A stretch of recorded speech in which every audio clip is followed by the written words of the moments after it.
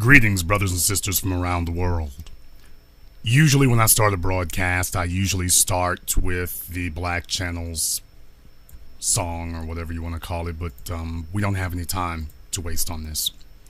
And tonight is, quite frankly, the single most important program that I've ever done. So, I don't want to waste any time.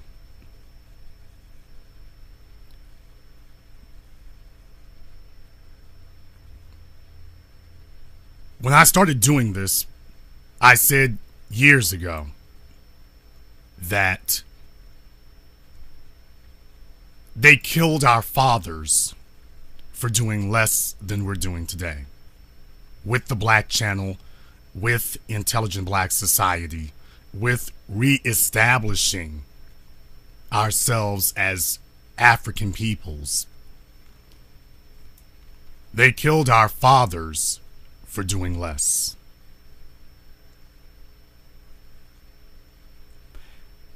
And unfortunately, as black people,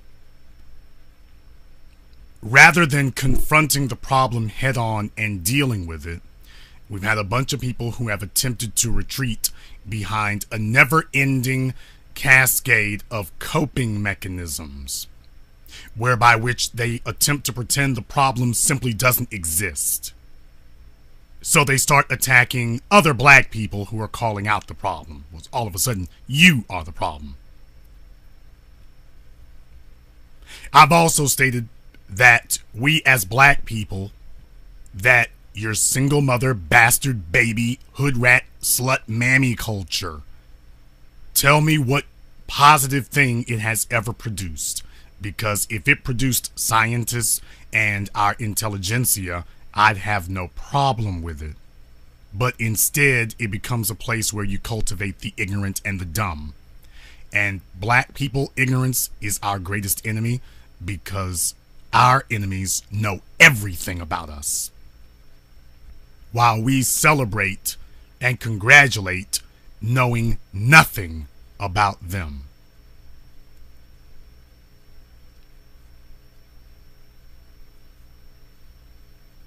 August 2017, couple of months ago, we all remember the date of infamy. In Charlottesville, Virginia,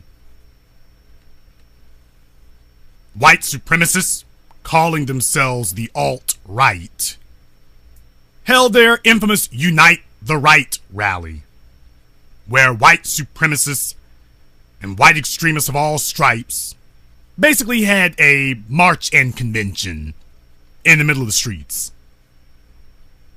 And predictably, they came for war, and that was exactly what emerged.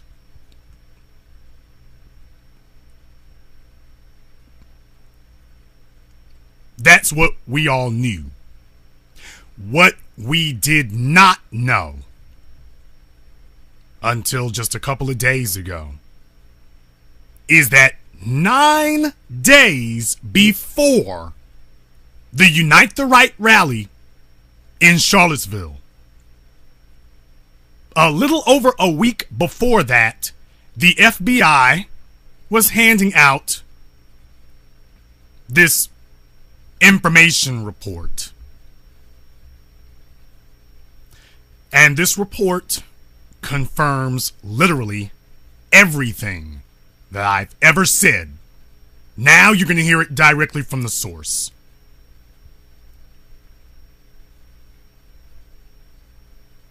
It confirms literally everything that I've ever said about us in relation to the government, about what they know, about what they've seen. It's not enough to have some jackass say they know and see everything. Everything is a metaphor. Can you tell us specifically what they know? Most people can't. This place did for years. And tonight, your nerds, your real ones, and your intelligentsia are going to do the necessary work for our survival This is a place that discusses these things on a level, at a microscopic, analytical level that simply no one else can, while literally everyone else is going to speak about it in vague generalities. We are going to speak about it in analytical specifics down the line. I'd like to thank our brother, Jason Reed, for posting this, getting the actual PDF of this file that you can actually read it, because foreignpolicy.com is the one who wrote the story, that they got a hold of this report. And 9 days before white supremacists would unleash murder and mayhem in the streets, the Donald Trump administration and his FBI were sitting around passing around a report saying that the threat to America was not white supremacists. They've invented a brand new term out of whole cloth. A term that nobody ever heard of before Foreign Policy printed this. Brand new term. We don't even know what it means. And when you read the report, it becomes very clear. They don't actually even know how to define it. But it's a bad thing. Black identity extremist. Now, they chose their terms carefully, because you see, they would get laughed out of the room if they said black supremacist, because then you would have to explain to people, what are black people supreme at? Other than avoiding white supremacy. Black people control nothing, we own nothing, we are at the bottom of the barrel of everything. What are we supreme over? So, no, you couldn't say that one. That'll get you laughed out of the room. Came up with a new one. You see, when you say white supremacy, you're saying that this person says, I'm supreme because I am white. I'm committing violence because I am supreme.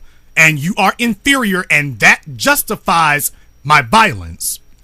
Black identity extremists, what they're now trying to say is, well, if I say I'm black and identify as black, that justifies my extremism.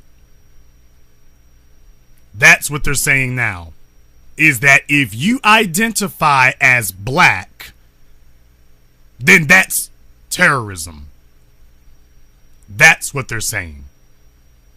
So what they have done is say that basically any black person anywhere could be a terrorist now.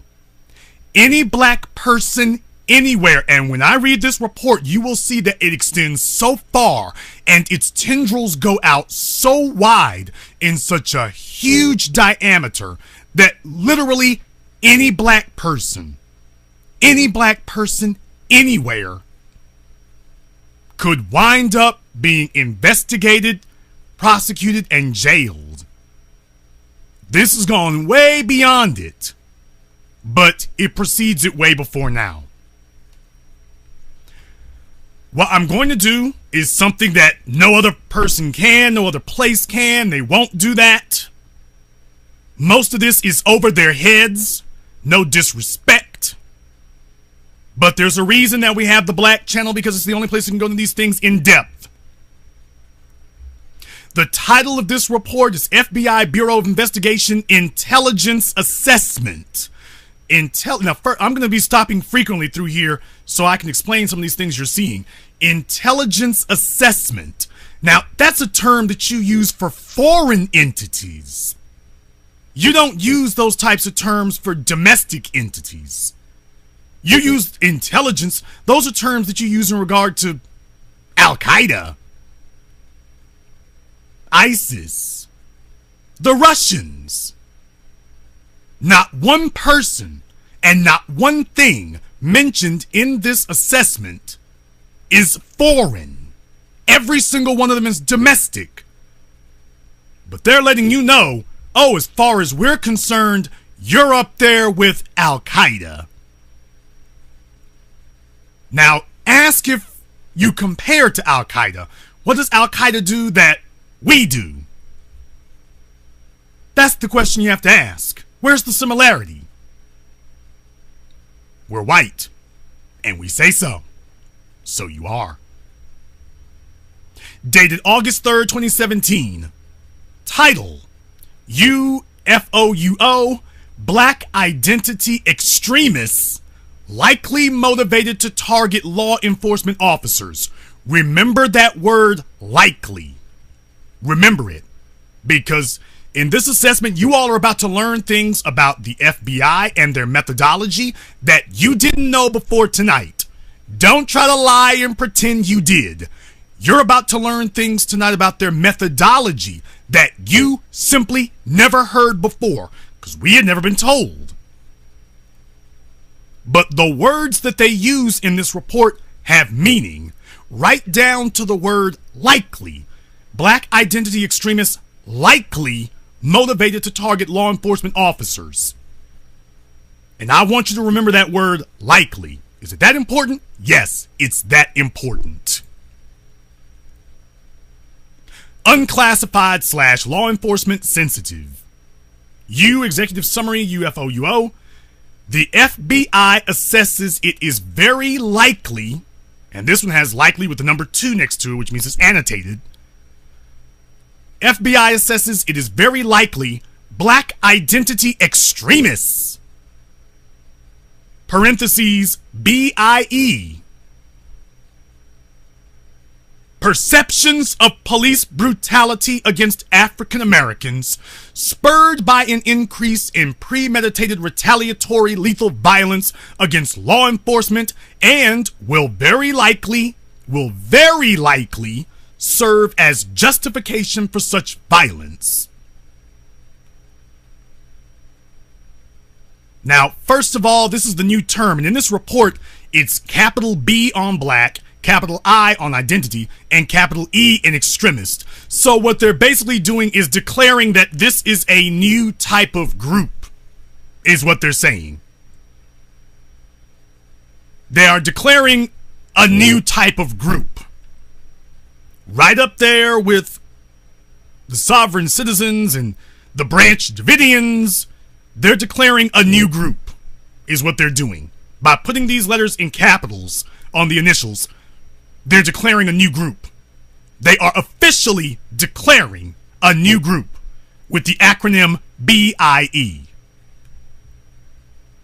Now, before I go any further, because I don't want to lose this thought, you understand that these things were not chosen at random. A long time ago, they attempted to use the term black supremacists. As a matter of fact, the Southern Poverty Law Center still refers to Nation of Islam as black supremacists, for those of you who didn't know. Oh yeah, the SPLC. As far as they're concerned, the Nation of Islam is up there with the Ku Klux Klan and the Aryan Nation. Now, the SPLC cannot explain what the Nation of Islam is supreme over, but that's what they claim. But what this is saying is BIE. I want you to think about this for a moment. I held a conference in 2015 in Chicago. What was it called? BE1. In our circles, we use the phrase BE repeatedly. It stands for Black Empowerment. But now they're telling you that if you see BE, why? That means black extremist. The other thing is, what is the number 1 in the Roman numerals? It's the letter I. The B-I-E. The B-1. E. B-1. Extremist.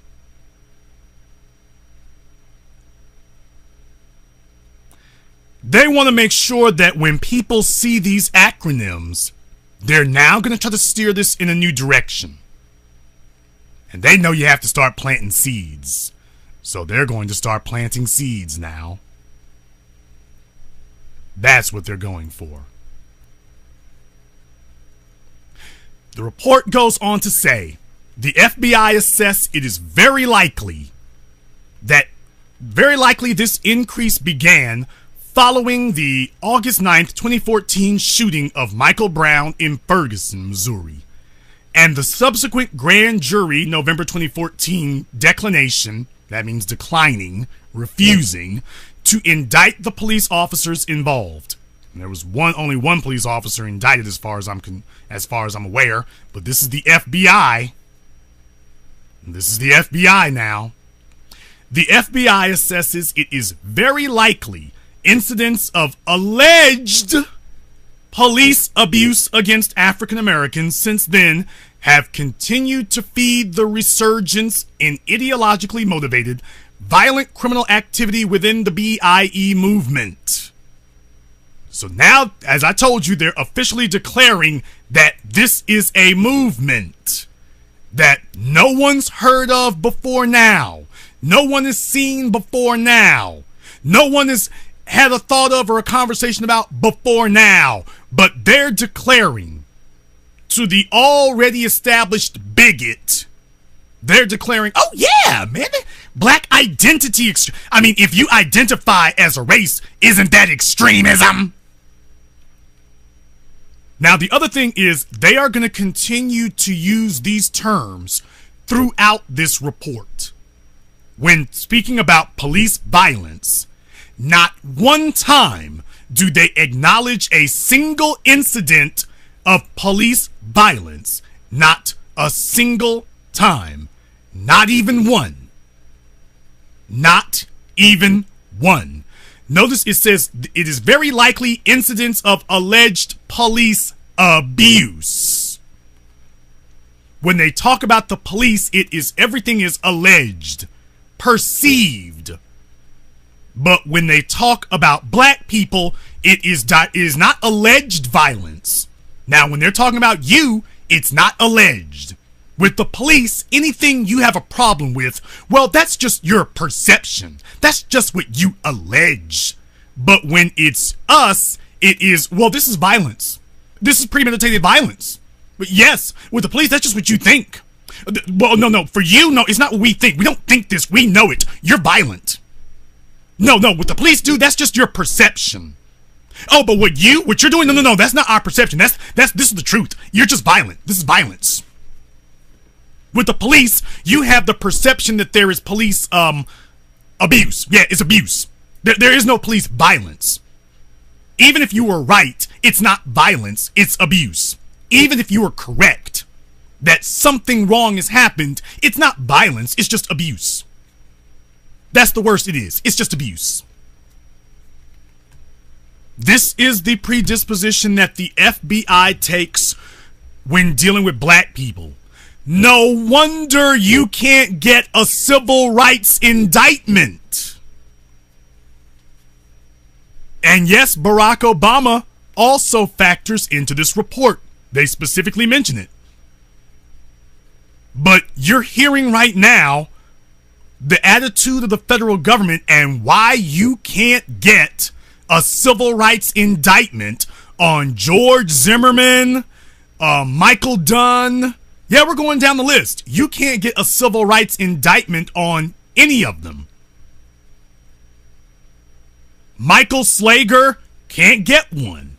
You couldn't get it under Obama. You can't get it under Trump. So don't say it was just Donald Trump. You couldn't get it under Obama. You can't get it under Trump. Because any act of violence committed against black people is determined to be alleged, perceived, your opinion. But whatever they claim you feel about police, that's not an opinion. Oh, that's already a fact. There's no debate.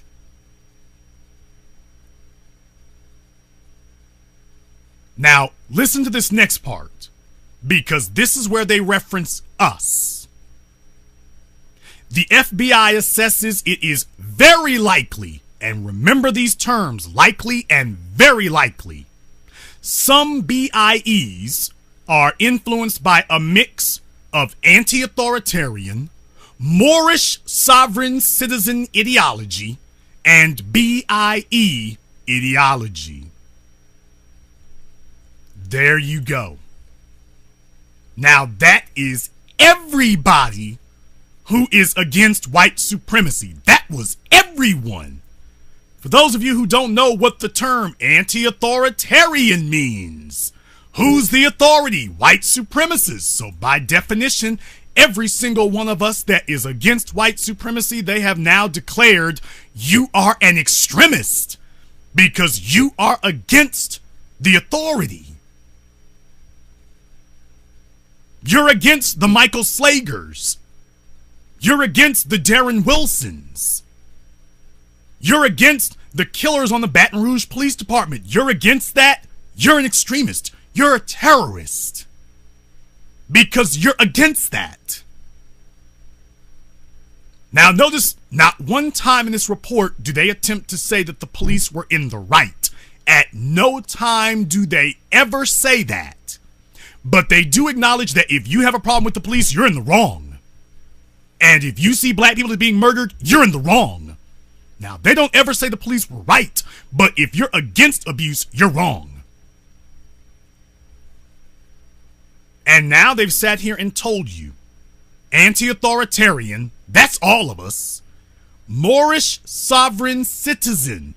Have you ever heard of a government document that has acknowledged black people as Moors?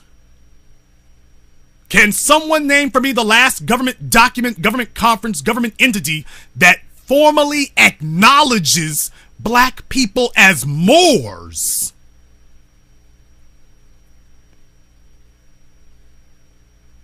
I'll wait for that one. Show me any document anywhere that has ever acknowledged that before now. Before reading this assessment, when did you see that?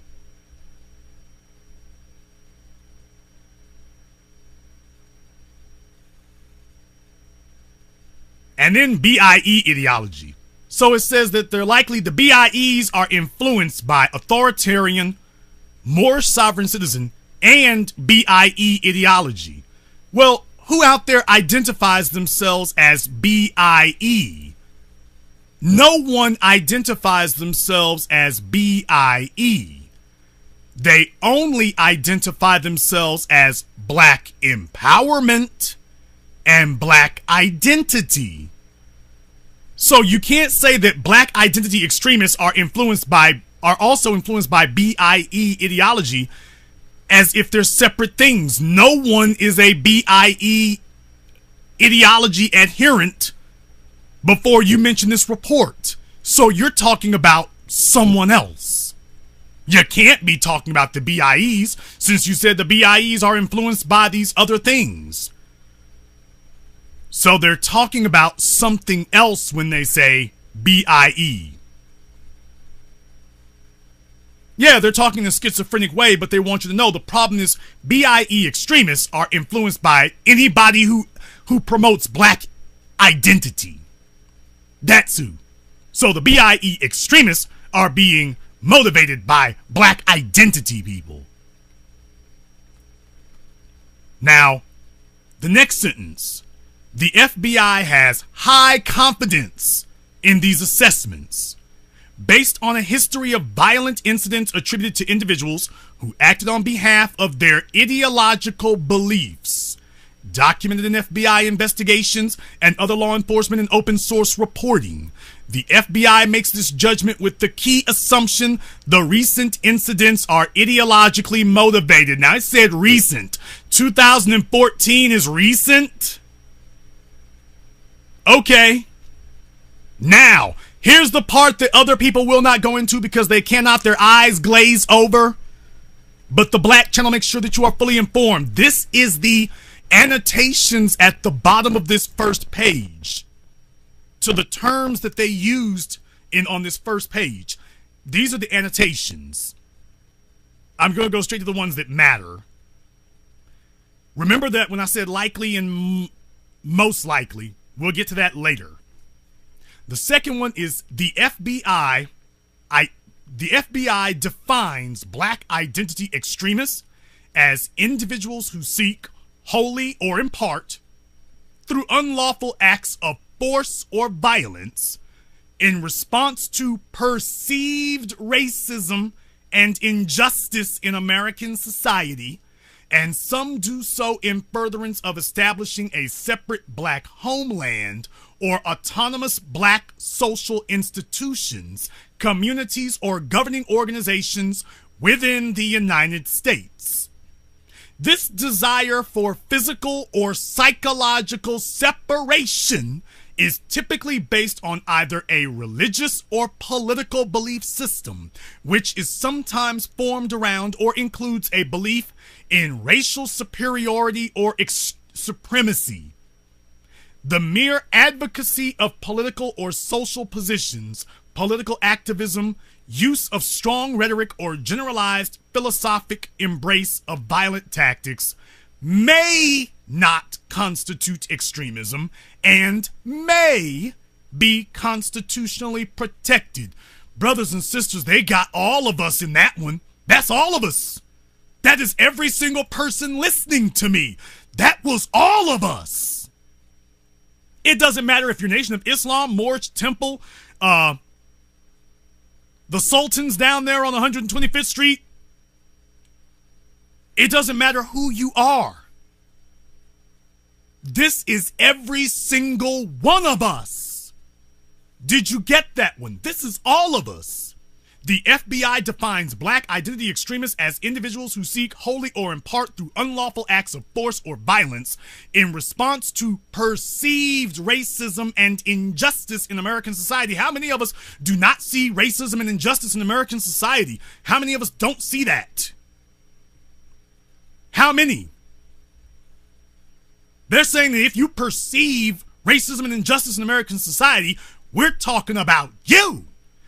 Quote, and some do so in furtherance of establishing a separate black homeland or autonomous black social institutions, communities, or governing organizations within the United States. People, do you understand what that sentence meant?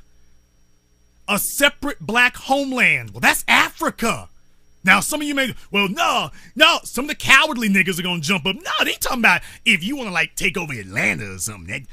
What does the phrase take over mean? What does that mean? What does that mean? No, they're talking about anywhere. A separate black homeland. That's anywhere. Or autonomous black social institutions. Yeah, I want some autonomous black social institutions like our own financial institutions. We need our own banks. We need our own co-ops. We need our own educational infrastructures like the Jews have and like the Mormons have and like the Arabs have. Hell yeah, I want some autonomous black institutions. And the FBI just said, well, that's terrorism. So for these other people, that's not terrorism. The Mormons moving to Utah and declaring a Mormon state, and Harry Reid and Mitt Romney and a bunch of other politicians currently sitting in office, those white men are not terrorists for being part of a separate Mormon social government and institution inside America. But you and me, we're the terrorists. Those guys aren't, but we're the terrorists. Chinatown is not terrorism, but black people saying we want our own independent social institutions, that has been officially declared terrorism by the FBI. They're no longer hiding it now. If you don't want to shop at white-owned stores, if you want to have your own banks and your own schools and your own social institutions and your own universities, then you are a terrorist. This report just said it. I'll read it again if you missed it. That people who do so in furtherance of establishing a separate black homeland or autonomous black social institutions, communities, or governing organizations within the United States. So when Dr. Claude Anderson talks about having a black city council or a black commission, they're telling you now that a black city council is determined to be terrorism. You're an extremist if you talk about having a black city council. Having your own black city government is now officially declared terrorism and extremism by the FBI.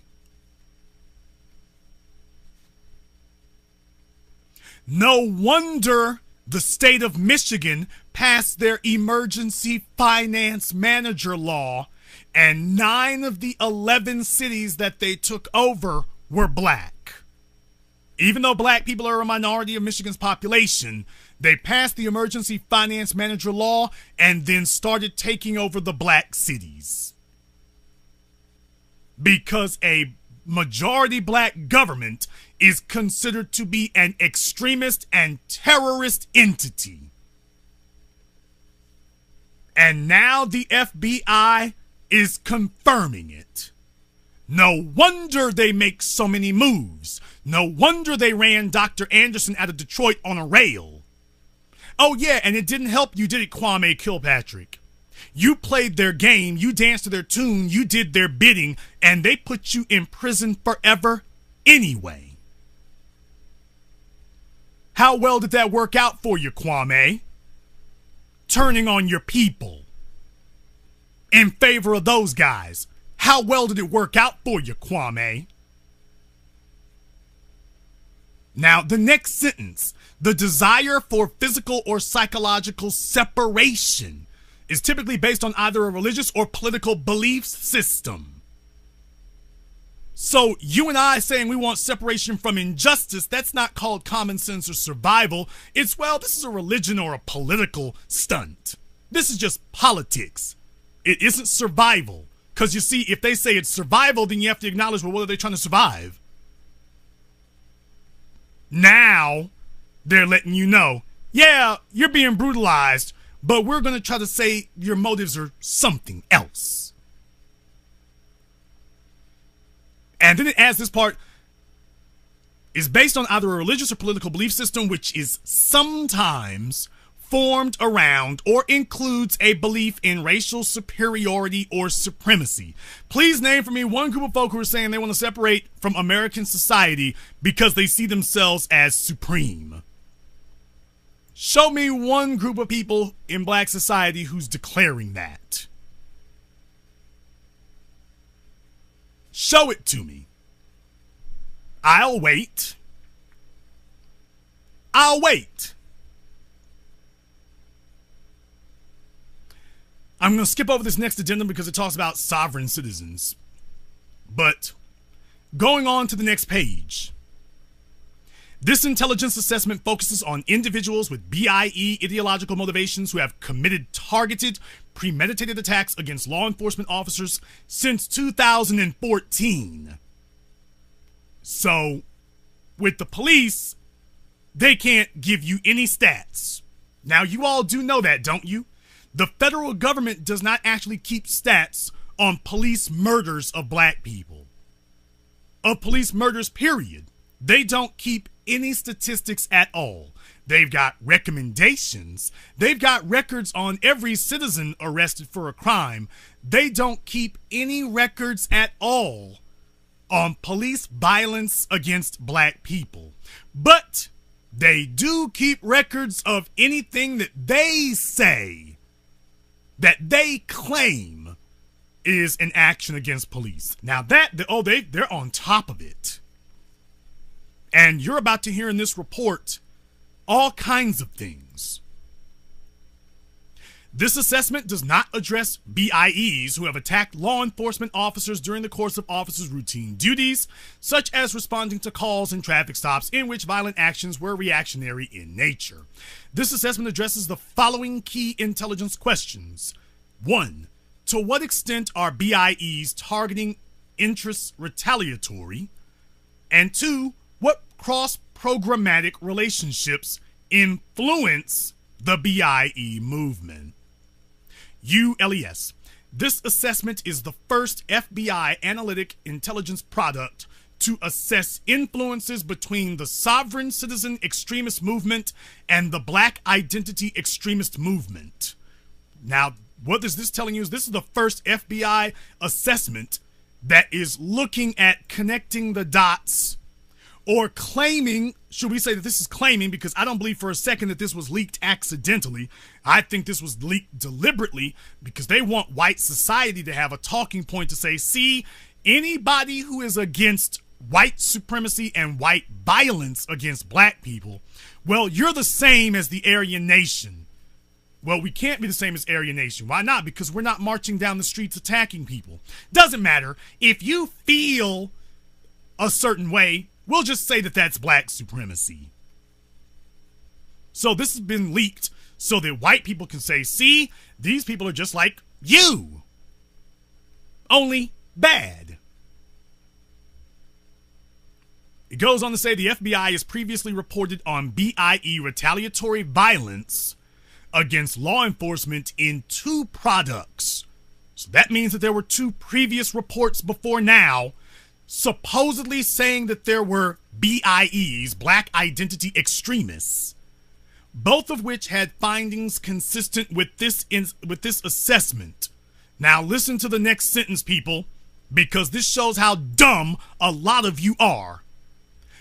The March 23rd, 2016 FBI intelligence bulletin titled UFOUO Black Separatist Extremists Call for Retaliation in Response to Police-Involved Incidents Could Incite Acts of Violence Against Law Enforcement. March 23rd, 2016. Who was president in March of 2016? Before you sit up here and say, yeah, that's right, that old racist Trump, he the one doing this. That's Donald Trump. Who was president in they said that they had 2 previous reports, which means that they had already started saying that black identity extremists is something we need to look at. 2 previous reports before now. 2016, Donald Trump wasn't in the FBI. That wasn't Donald Trump's FBI. That was Obama's. That was Obama's. And by the way, 2016 is not the first time they watched it. Yeah. I definitely believe that this report was leaked.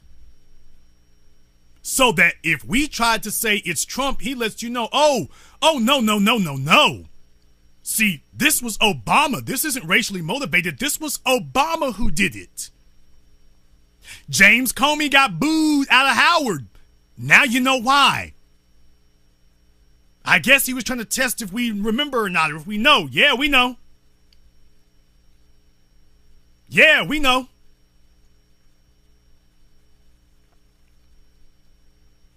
(2016).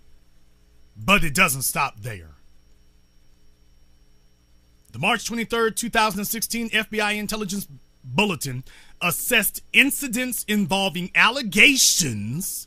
Notice they never say involving law enforcement abuse. Everything is allegations. Everything. Not one time do they acknowledge that police have ever committed an act of violence against black people. Every single thing is allegations. You allege, you perceive, you think, you claim. But not one of the offenses against black people is confirmed or labeled real. Now, anything they say happened to police, that's real. But not one time do they acknowledge anything has actually even happened to us. They're claiming nothing's happened. This is just all in your head, nigga.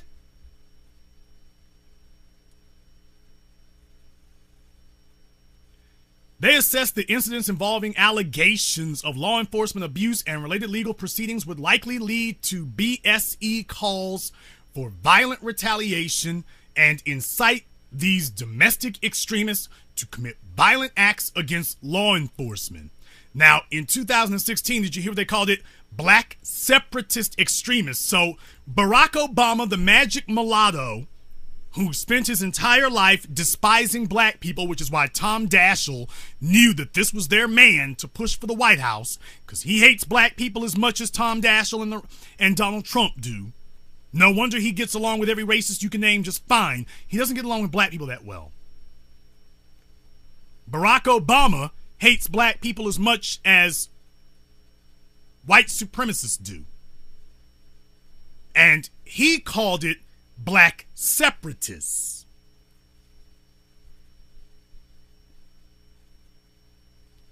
Trump's FBI has come back and said, we got to redo this propaganda. Black separatists is a little too vague. We need something with some more teeth in it.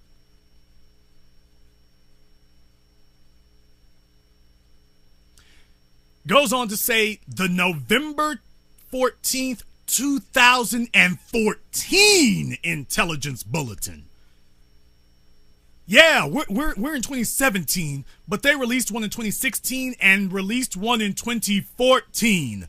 That means that they were watching all of this as soon as the Ferguson uprising happened.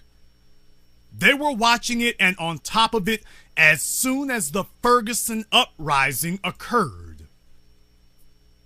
Because remember, November 2014, that's when they let Darren Wilson go. And the FBI released an intelligence assessment then titled Potential Criminal Reactions to Missouri Grand Jury Announcement. So before they go any further, it's potential criminal reactions. 2014. Who was president of the United States in 2014, people?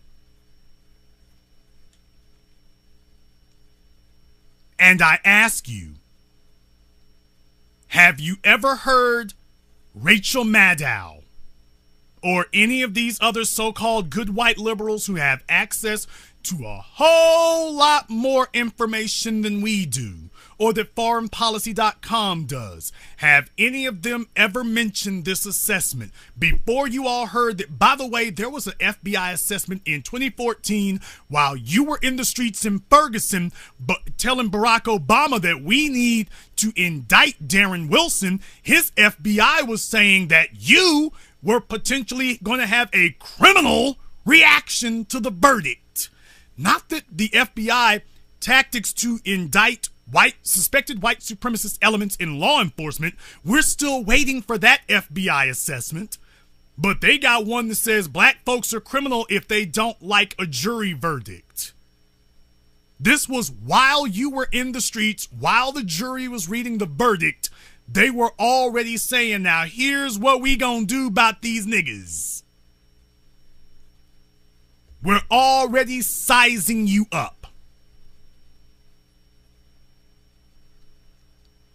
The November 2014 assessment assessed the announcement of the grand jury's decision in the shooting death of Michael Brown in Ferguson would likely be exploited by some individuals to justify threats and attacks against law enforcement and critical infrastructure. Next page. There was an addendum on that one, but I'm skipping over that. Next page. UFOUO, suspects' grievances very likely lead to violent targeting of law enforcement. The FBI judges it is very likely, BIE perceptions of police brutality against African Americans, have become organizing drivers for the BIE movement since 2014, resulting in a spike of BIEs intentionally targeting law enforcement with violence. In all 6 targeted attacks since 2014, the FBI assesses it is very likely the BIE suspects acted in retaliation for perceived past police brutality incidents. Even though 5 of these attacks occurred following controversial police shootings of African Americans by white police officers, BIE targeting of officers was not in every incident based on their specific race. Now, people, what they're about to do next, this next part, they go in detail. In this next part, they go step by step, incident by incident. Now, you know what you think about incidents involving police officers where they claim black people shot them. There's no proof whatsoever, by the way. No proof at all. but they claim it happened. They perceive that there were killings of police officers. They perceive it. They claim it, they think it. But we don't have any proof. You know what you think about them. Now, listen to what they have to say. And by the way, they list the incidents. By the way, they list it. I want you to hear what they think.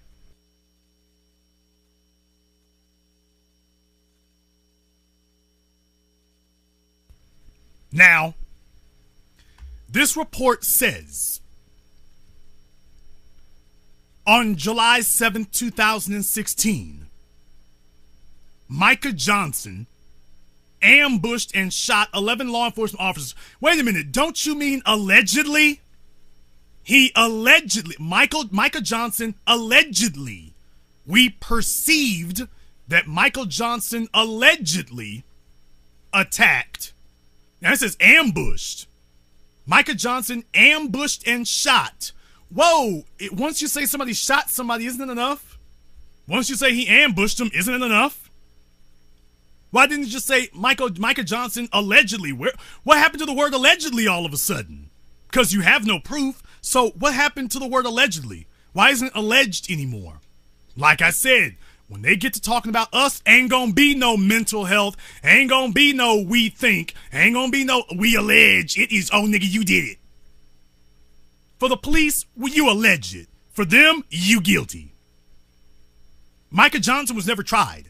So anything you say about him is alleged. He was never tried. You never gave him the opportunity to be.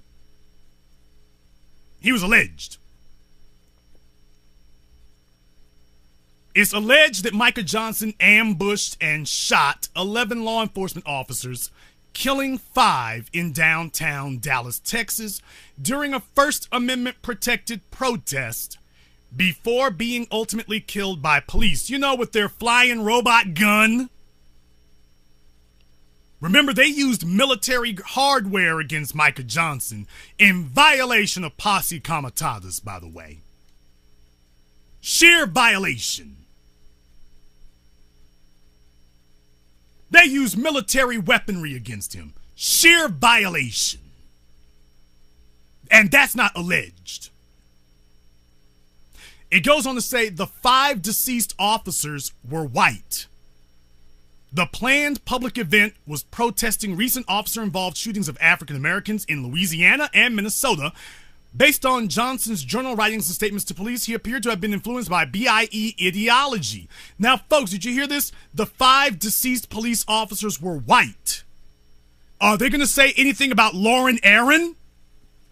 Remember, he was the white cop in Dallas who had white supremacist tattoos.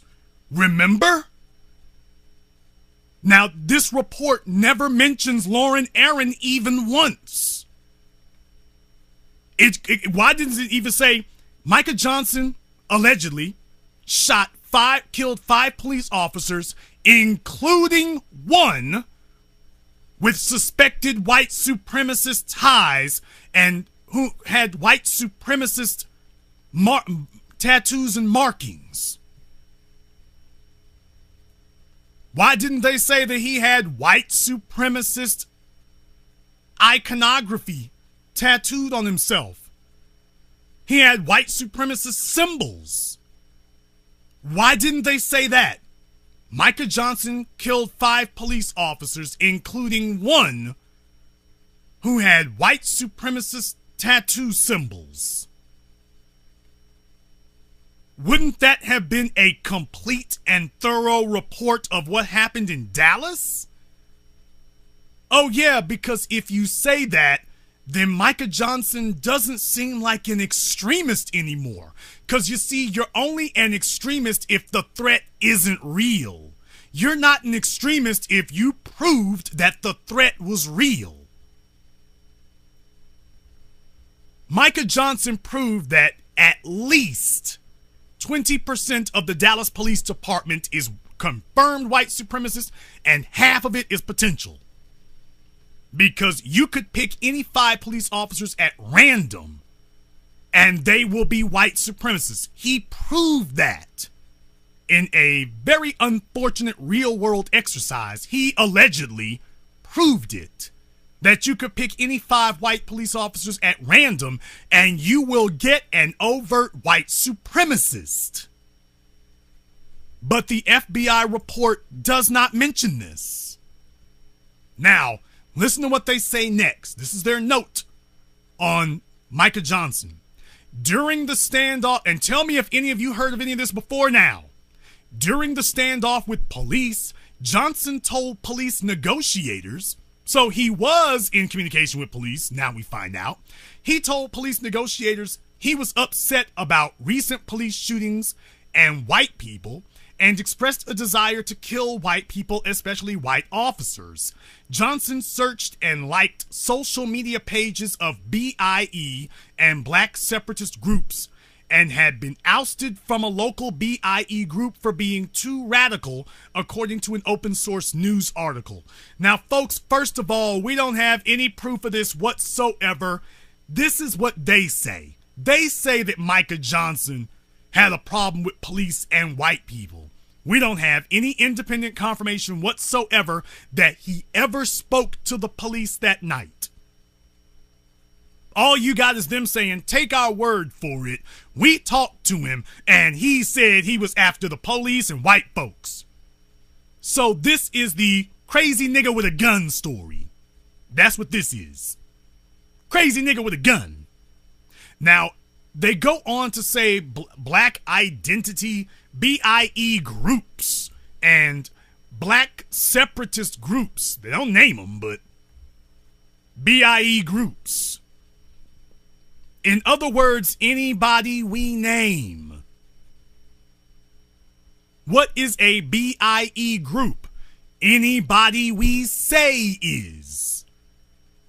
Because as you saw before, they make the definition so broad and ambiguous that literally anybody would qualify.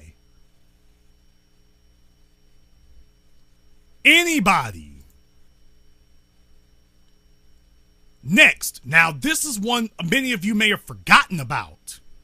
On October 23rd, 2014, Zale H. Thompson attacked 4 white New York Police Department officers in Queens with a hatchet. One officer received injuries to the arm and the second officer received an injury to the side of the head. The 2 remaining NYPD officers at the scene shot and killed Thompson, according to open source reporting. Now, listen to this next part, because I remember this incident, but they didn't say anything about this guy after it. It didn't make any headlines. They buried this story after this. And this next part, you're about to hear things, many of you are about to hear stuff about this from the first time. If you remember that hatchet incident, much of this you're going to hear for the first time. The story says, their assessment says, according to open source reporting, Thompson was angered after, quote, a recent spate of deaths at the hands of police. End quote. In his own writings, Thompson advocated for armed struggle against, quote, the oppressors and mass revolt against the U.S. social, economic, and political systems which he perceived to be, quote, white dominated. Now, do you hear that? It just said the American social order that he perceived to be white dominated. Okay. Is there anybody here saying that the American government, American banking, and American schools are not white dominated? Do you know how crazy and out of your mind you have to be to sit up here and say that 5 + 5 = 10, but that's just your perception? 99% of the United States government is white, but the FBI says it's only your perception that American society is white dominated. This is how far these bastards are going, that in their legal documents, they will not even acknowledge mathematics. They're going to sit here and play stupid on everything.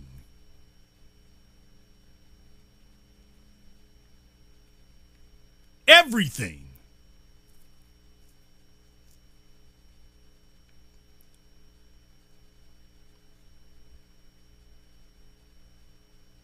Who in the world can argue that the U.S. social, economic, and political systems are white dominated? Who can argue against that? Who in the world can argue against it? Apparently, the FBI says, well, I mean, that's your perception, but that's not a fact, though. I mean, you perceive it that way, but that's not a fact. It's not a demonstrable empirical fact. That's your perception that the media and the schools and the banks and the government and law enforcement and everything else, that's your perception that they are white dominated. Your perception. You just think it. Now you all know why you cannot get your discrimination lawsuits, police indicted. Now you know why you can't get it. This is the position of the United States government. And it's not new. It's not new. It goes on to say he also described the United States as a, quote, beast and called for chopping off its head, hands, and feet. Now, there's a reason that they included this phrase, beast. We all remember KRS-One when he made that song. Whoop, whoop, that's the sound of the police. Whoop, whoop, that's the sound of the beast. And folk have been using it ever since. They're the beast.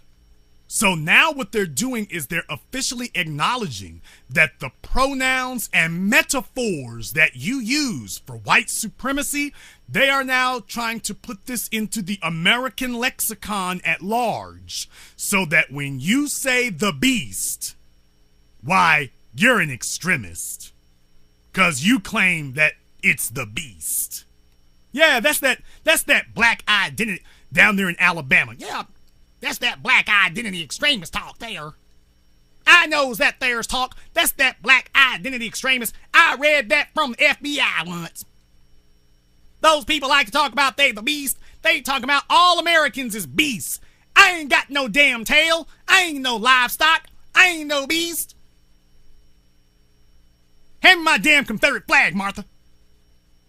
I'm going to the NASCAR.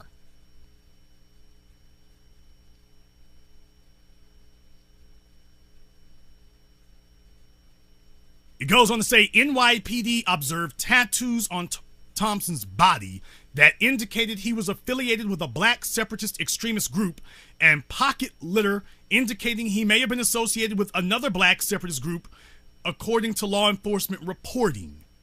Now, where that's concerned, I'm trying to check on that. Sources, law enforcement reporting. So they don't, in this assessment, they don't actually state or prove it. They're just saying, well, take it from us.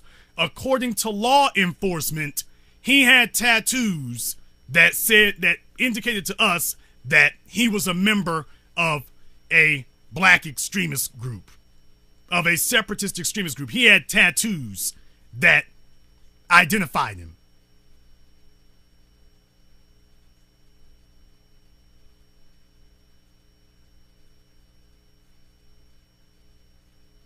Take our word for it.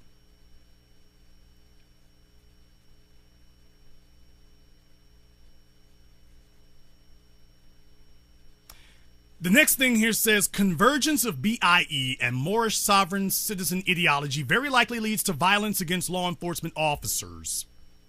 The FBI assesses it is very likely a few of the BIEs who have targeted law enforcement since 2014 were influenced by more than one ideological perspective.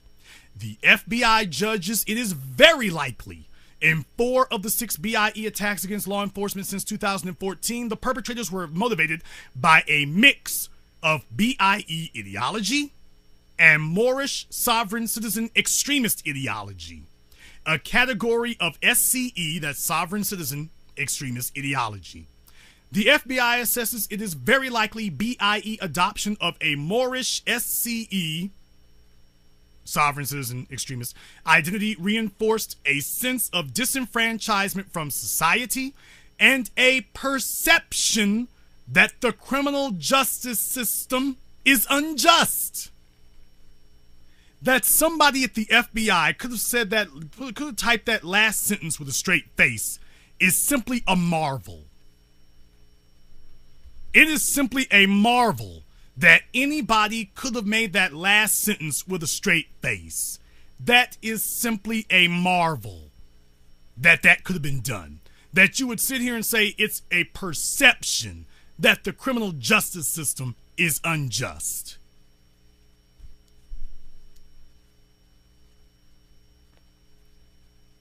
The Justice Department releases reports every damn year proving it, but the FBI says it's your perception. They couldn't even say disenfranchisement from society and inequities in the criminal justice system. They will not acknowledge in any form, way, shape, or manner, and this goes back to Barack Obama, they would not acknowledge in any way, form, shape, or manner that there is any type of injustice in the American courts. None whatsoever. That if the court says it, it is right. It is always right. It is always correct, unless it's O.J. Simpson. Now, if it's O.J., it's wrong. And we need a mulligan. So if it's O.J. Simpson, that's wrong. But for the rest of you, it's right.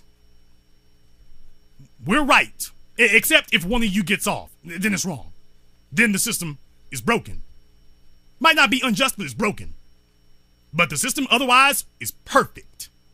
Zero mistakes. Never been a wrong verdict of any kind. Never been. Don't worry about those videos we got over there. Don't worry about that. If the judge says that's not what happened, then your video is just your perception. You know, you perceived that Michael Slager gunned down Walter Scott in the back as he ran. No weapons, no threat. You perceived it. You perceived it. It's your perception that Patrick Harmon was shot in the back and murdered on police body cam. They got this one on body cam. He ran, he had no weapons. He was clearly running, and the police, after he got 10 feet away or so, he was running, they were running after him, and one of the cops just opened fire, shot him in the back dead. But that's not really what happened. That's just your perception that that's what happened. You see, what really happened was, as he was running, the police officer fired his gun, but the guns were taken over by alien entities who swung the bullets around, and they went in their own trajectory, and they just happened to go straight into the back of Patrick Harmon. So do you all realize they are saying that there is no act of violence against black people that is actually acknowledged as an act of violence? Anything that happens to us is simply your perception. And the courts are proving that it's just your opinion, but it's not a fact. It gives notes on October 4th and October 13th of 2016, an individual allegedly shot at 2 different police stations in Indianapolis, Indiana. The subject left a handwritten note at the scene of one of the shootings in which he identified himself as a Moor and made anti-white statements. The subject posted pictures on social media of African-American men carrying assault rifles behind text calling for social injustice, and retribution. Okay, that doesn't seem quite right there. They must have meant to say that you meant to say calling out social injustice. The subject was later involved in a shootout with police during his arrest on related charges, according to law enforcement reporting. On July 17, 2016, Gavin Eugene Long ambushed and shot 6 law enforcement officers in Baton Rouge, Louisiana, allegedly, before eventually being killed by police. The deceased victims included 1 African-American officer and 1 white officer from the Baton Rouge Police Department. and one white officer from the East Baton Rouge Parish Sheriff's Office. Long had expressed black separatist rhetoric both on social media and in his manifesto, including rants against, quote, crackers, and reference to an African-American male killed by police in Baton Rouge on July 5th, 2016. In his manifesto, Long expressed his frustrations with the police and criminal justice system in the United States and saw his actions, quote, as a necessary evil in order to create substantial change. A law enforcement search of Long's laptop contained biographical information and residential addresses of 2 officers involved in the Alton Sterling shooting. There were only 2 officers involved. You see how this I'm breaking in here. Do you see how this assessment keeps trying to make it seem like there were way more people at the scene than there were? They know that Darren Wilson was the only person involved with, well, beyond the police department when they colluded later. But he was the only one there. There were only 2 officers who murdered Alton Sterling. But they're trying to make it seem like there were even more. No, there were only 2. And the media, has the media ever identified who those officers were, by the way? Have any of you ever seen a news article that identified who those 2 officers are? Because we've never heard anything else after it. They murdered Alton Sterling and nothing. Has anybody seen them identify who the killers were? Just asking. A law enforcement search of Long's laptop contained biographical information and residential addresses of 2 officers involved in the Alton Sterling shooting, and Google search directions to one of the officers' home addresses. Long had also declared himself to be a Moor, had changed his, quote, slave name to the Moorish name Cosmo Asar Sedapinra, and was carrying a Moorish identification card at the time of his death, according to open source reporting. They say time of his death. Don't you mean the time of his killing?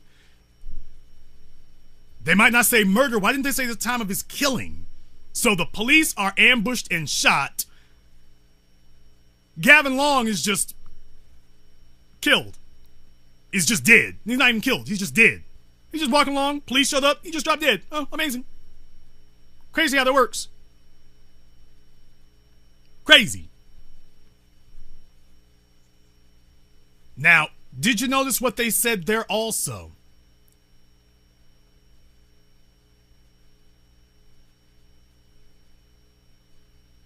Said that Long had declared himself to be a Moor. Now, why would you include this in this report? What's wrong with being a Moor? What's wrong with that? What they're telling you is, I mean, this is off by itself. That Long also declared himself to be a Moor and was carrying a Moorish identification card at the time of his death. So what they're saying in no uncertain terms is that if you identify yourself as a Moor, the FBI regards you as a terrorist. At first they were saying it had to be linked to an actual crime. Now they're saying that no. Just say, if you identify as a Moor, that's a trigger. That's a flag. Soon as you say you're a Moor, that's a flag. And they're letting you know this is not new. Every time that because if you say that you're a Moor, or if you say that you're an African, by definition, you are saying that I am psychologically migrating away from white dominance and control. You are now an open threat. This is one of the defective Negroes. He's fighting the programming. He's not going along with it. He's not going to get up every morning and be content to let the status quo remain the status quo.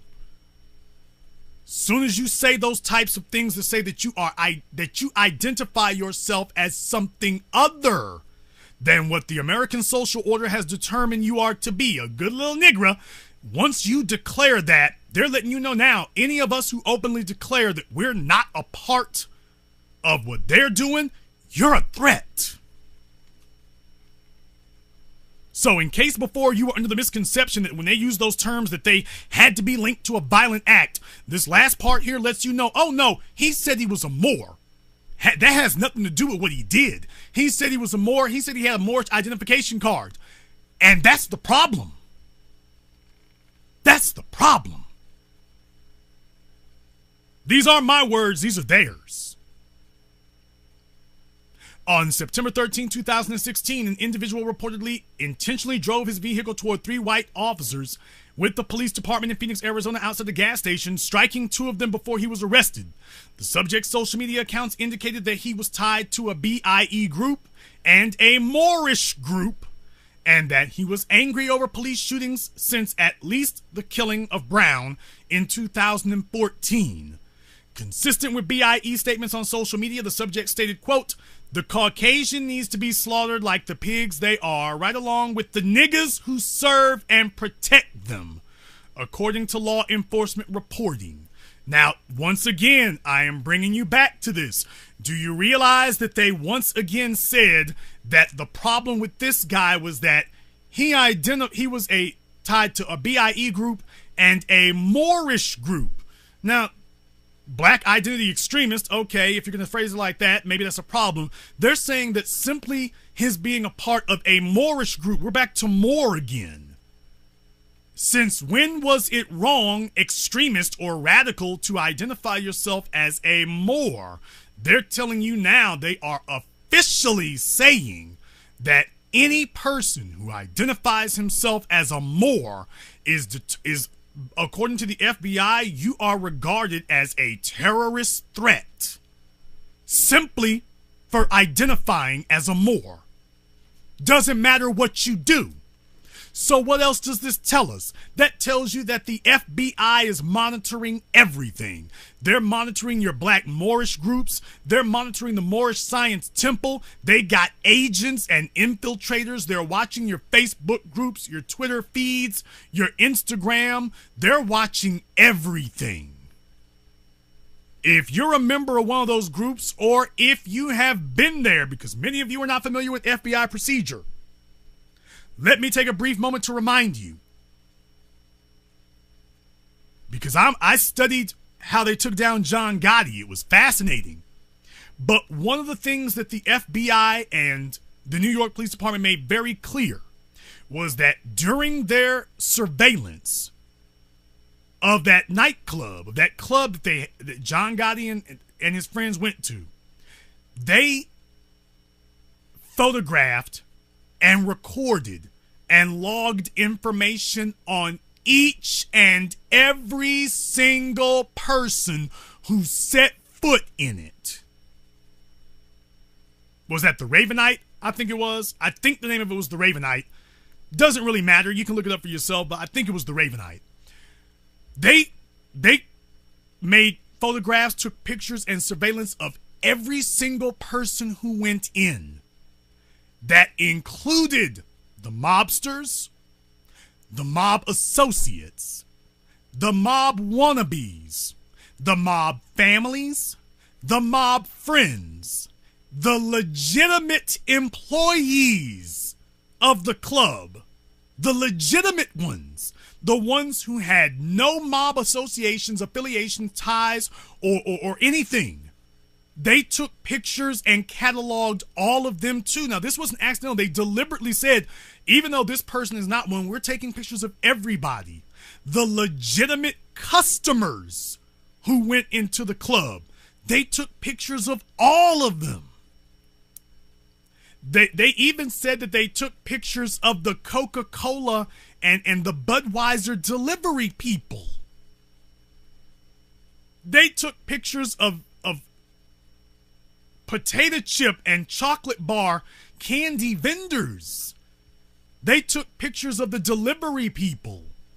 They took pictures of every single person who walked in there. Don't believe me? Go read the book Underboss by Peter Maas. Peter, M-A-A-S. Go read the book yourself. They took pictures of everyone. Even if you went there as a customer. Now, we already know that Facebook works arm in arm with the FBI. They're giving information to them about Russia. They've been giving information about you, and that means everybody who joins the Moors, everybody who joins my group, they've got all of you, your IP addresses, your home, your names, your family. They've got a big spider web, and you're all on it. Even if you don't join the group, the fact you visited is a trigger. The fact you might even passingly be interested, that's a trigger.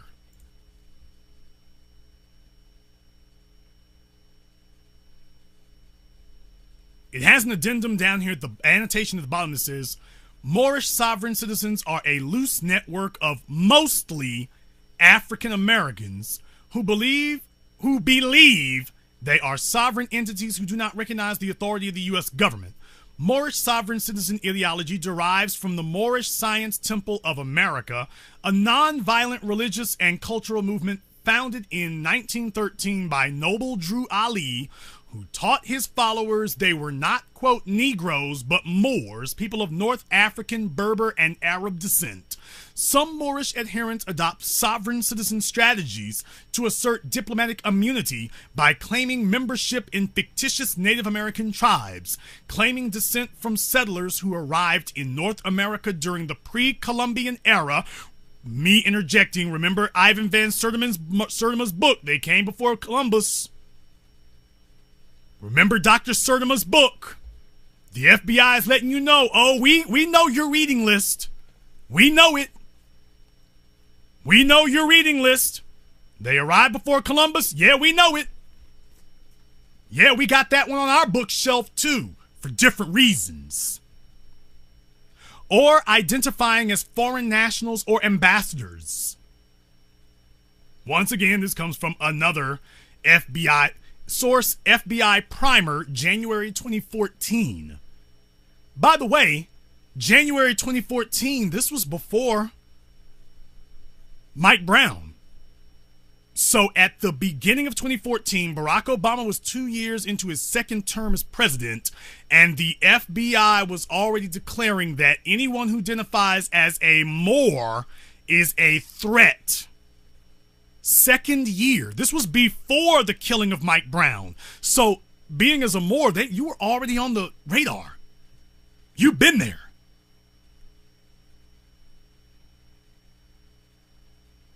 You've been there. They already got it. Next section, perspective. BIEs have historically justified and perpetrated violence against law enforcement, which they perceived as representative of the institutional oppression of African Americans, but had not targeted law enforcement with premeditated violence for nearly 2 decades, leading up to the lethal incidents observed beginning in 2014. BIE violence peaked in the 1960s and 1970s in response to changing socioeconomic attitudes and treatment of blacks during the civil rights movement. BIE groups such as the Black Liberation Army, which was created in the early 1970s to, quote, take up arms for the liberation and self-determination of black people in the United States, engaged in murders, bank robberies, kidnappings, racketeering, possession of explosives, and weapons smuggling. From 1970 to 1984, the BLA was involved in at least 38 criminal incidents, including 26 armed assaults, 3 assassinations, 4 bombings, 4 hijackings, and a partridge in a pear tree, and hostage takings. Almost half of these attacks took place in predominantly African American neighborhoods and targeted law enforcement officers without regard to their race, according to an open source database.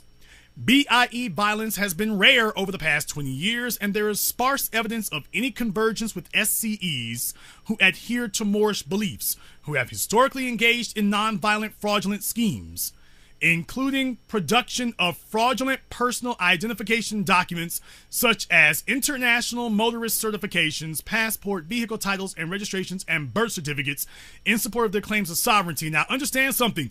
The white sovereign citizen groups are white supremacists, and they're trying to make some connections to say that white supremacist sovereign citizens may also be working with Moorish sovereigns.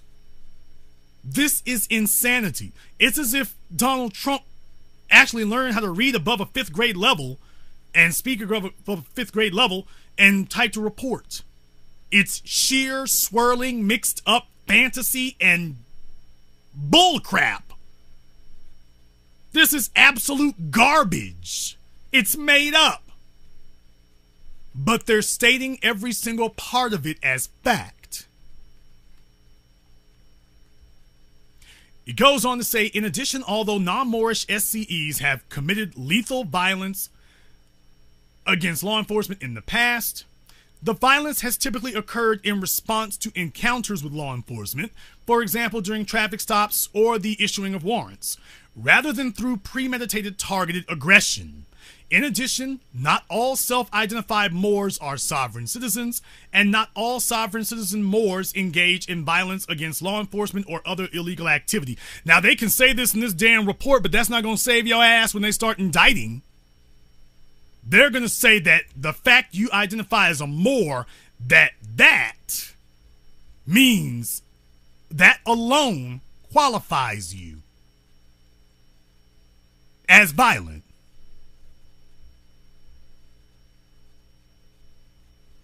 That's what they're telling you.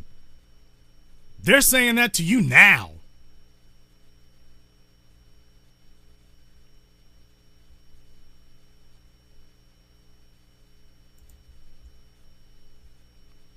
The FBI had previously reported on BIE retaliatory violence against law enforcement in 2 products. That's 2 assessments. I covered those before. This intelligence assessment addresses actual incidents of lethal retaliatory violence. The previous Black Identity Extremism Intelligence products discussed calls for potential retaliatory violence, not actual violent incidents. Recent lethal violent incidents may be indicative of a resurgence of targeted violence within the BIE movement. So for those of you who are not aware that there was a BIE movement, Donald Trump is here to tell you that that black identity is extremism and that it is a movement. Analysis of alternatives. The FBI considered the alternate hypothesis that retaliatory violence against law enforcement is not ideologically motivated, but rather a result that some individuals may simply harbor animosity toward police and exploit racial tensions as an excuse to commit acts of violence. Now, do you understand what that sentence means? Most of you do not understand what that sentence means by itself. Fortunately, you have the Black channel here to interpret it.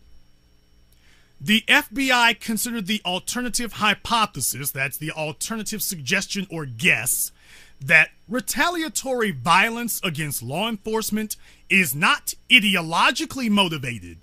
That is, that you didn't come to it by way of a group of people or a set of people coming to the same intellectual conclusion, but rather a result that some individuals may simply harbor animosity toward police and exploit racial tensions as an excuse to commit acts of violence.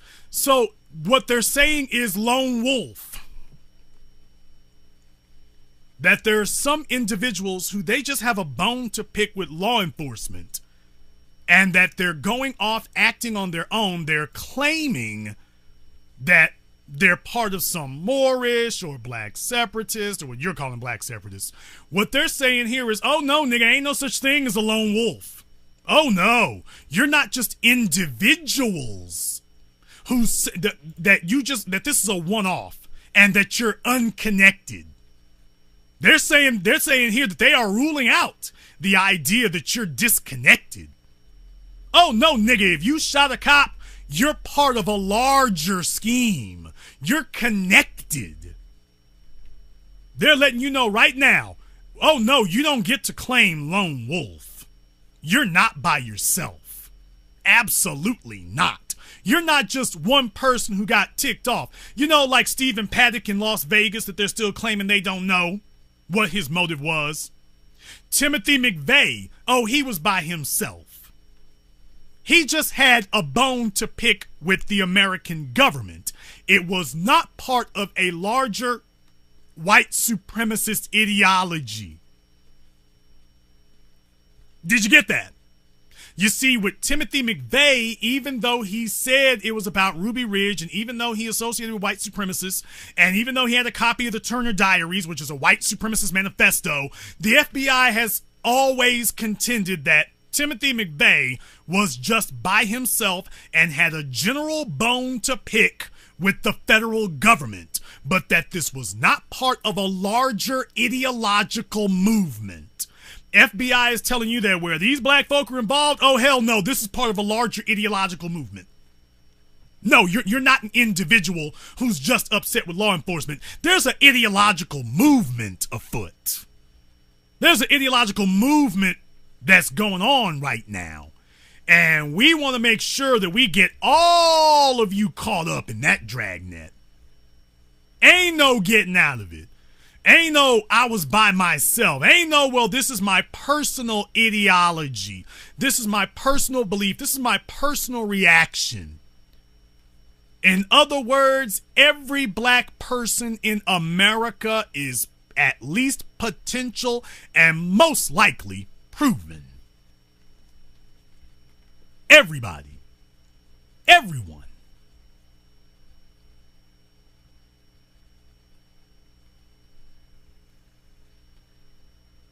It goes on to say the FBI, however, now after saying all that, the FBI, however, assesses this alternative is very unlikely.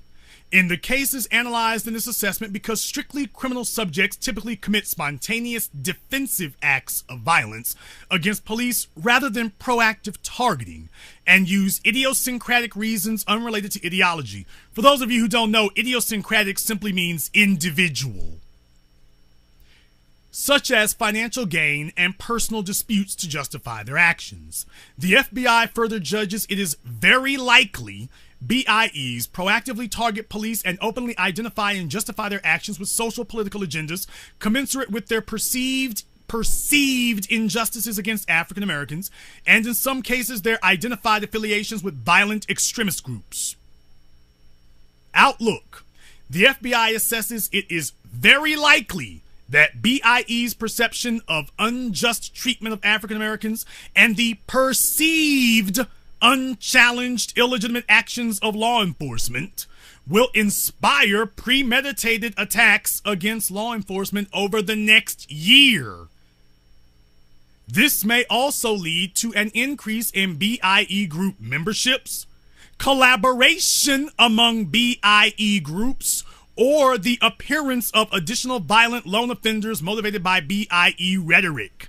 So what they're telling you is that we're saying now that there's going to be an increase of police being killed by black people for their racist actions. This was 9 days before white supremacists went marching through Charlottesville, Virginia, and blew this entire assessment's position to hell. The opinion of this assessment got blown to kingdom come in one afternoon in Charlottesville, Virginia.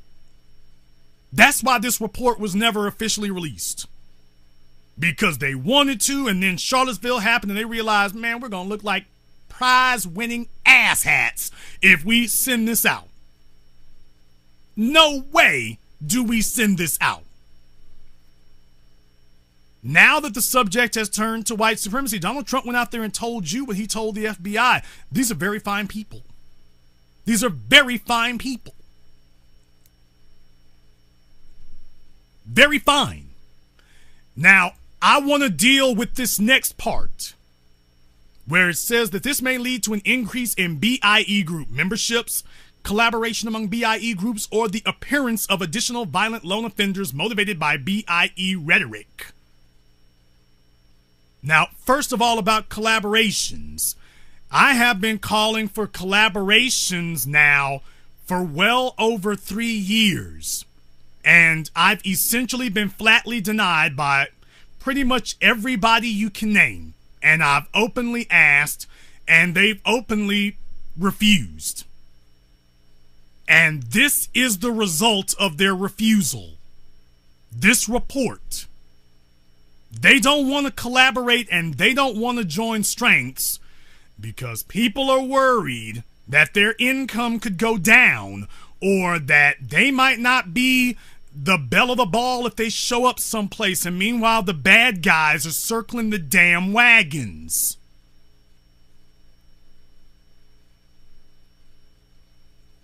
Now, they're not stupid. They know that there's no collaboration taking place, but that statement was not meant for black consumption. It was meant for white consumption. Not only are these crazy niggas with guns out there, and there's crazy niggas with hatchets out there in Queens, why, they're all going to start joining together. I'd like to see the proof that we're joining together. And why did I just say we?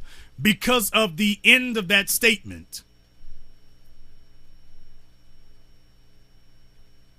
This may lead to an increase in BIE group memberships, collaboration among BIE groups, or the appearance of additional violent lone offenders motivated by BIE rhetoric. Now, here's the problem. Nowhere in this report do they give an example of a source of supposed black identity extremist rhetoric. Nowhere in here do they say, hey, this person is an example of black identity extremism. They never say that of extremist rhetoric. They never give an example so you can say, okay, if I hear this type of rhetoric, according to the FBI at least, this is black identity extremism. They never give an actual example. They just leave this wide open to interpretation. But they never say this person over here, this is an example of black identity extremist rhetoric. So you see, when they say that a person is motivated by it, but never give an example of what it is, then that could mean anybody saying anything, anywhere, at any time, for any reason. Because they've never said, by the way, this is it. It will just be, hey, if we say that what you said was black identity extremism, then that's it. If we say it is, because we're that white-dominated society that we told you doesn't exist. Isn't it amazing? They tell you that white dominance doesn't exist, and then immediately put out a report where they say, by the way, if we say you're an extremist, you are. So they say white dominance doesn't exist, and then they start labeling people with the power of white dominance. You're an extremist if we say you are. Well, why don't you give us a unified definition that we can rely on? Give us an example. We'll let you know if you say something that we say is extremism. You just keep talking. We'll let you know. Why don't you give me a past example? Ain't got one just yet, but keep talking. When you say it, we'll let you know. We'll let you know you've done too much. Now, listen to this next part. Possible indicators for BIEs posing a violent threat to law enforcement include advocating for violence against law enforcement. Never explains what that means. It never goes into any detail. Advocating for violence against law enforcement. What does that mean? They don't say. Violent anti-white rhetoric. Well, now we all know from the history of the Black Panthers that if you say that you will not accept white violence against you, that is what they consider to be anti-white rhetoric. That if you say you will not accept white supremacist violence, then that's anti-white rhetoric. We learned that with the Panthers and the Nation of Islam. If you refuse to accept their violence, then by definition, you're the problem. Doesn't matter that the guys they're talking about are the ones with the guns. The white separatists, they're the ones with the guns. The FBI, they're the ones with the guns. Aryan Nation, they're the ones with the guns. The sovereign citizens, they're the ones with the guns. The alt-right, they're the ones with the guns. black people are out there in the damn streets getting their heads beaten open. We don't have a weapon anywhere, but somehow you're equivalent. Next, they say attempts to acquire illegal weapons or explosives and affiliations with others in both the BSE and sovereign citizen extremist movements. So they just told you that possible indicators of BIEs posing a violent threat are advocating for violence against law enforcement, violent anti-white rhetoric, attempts to acquire illegal weapons or explosives, and then this last part, affiliations with others in both the BSE and sovereign citizen extremist movements. So that last one is gang affiliation. Why, if you even converse with someone that we say is part of one of these movements, then that is an indicator that you pose a violent threat. They just said it. Everything I told you at the beginning with this last part here, they just confirmed it. That even if you associate with any of them, that alone constitutes a violent threat. We don't need to see or hear anything else. Nothing else need be heard. Nothing else need be seen. If you associate with any of these people, you constitute a potential violent threat. Not even potential. It's possible indicator that it's like if you got cancer, you got swollen lymph nodes, that's a sign of cancer. Hey man, you associate with those groups, you're a potential terrorist, man. Yeah, we're on you. We're on you. This is a possible indicator that you're a terrorist. You're a possible terrorist. But we don't have any guns. We don't have any bombs. Doesn't matter. Your thoughts are the weapon. Get that through your heads, people. You see, to be white and extremist, you have to go kill a few dozen people. To be black and an extremist, your thoughts are the weapon. If your thoughts are out of control, that constitutes a weapon. That constitutes a threat. If your very thoughts are no longer within our ability to control, we are going to declare that this constitutes a violent threat. If you even think the wrong thing. Now, you had white supremacists out there in Charlottesville saying blood and soil. You will not replace us. Jew will not replace us. Carrying guns, shooting guns. You had one member of the Klan out there who literally opened fire into a crowd. You had one guy drove his Dodge Charger over a bunch of people.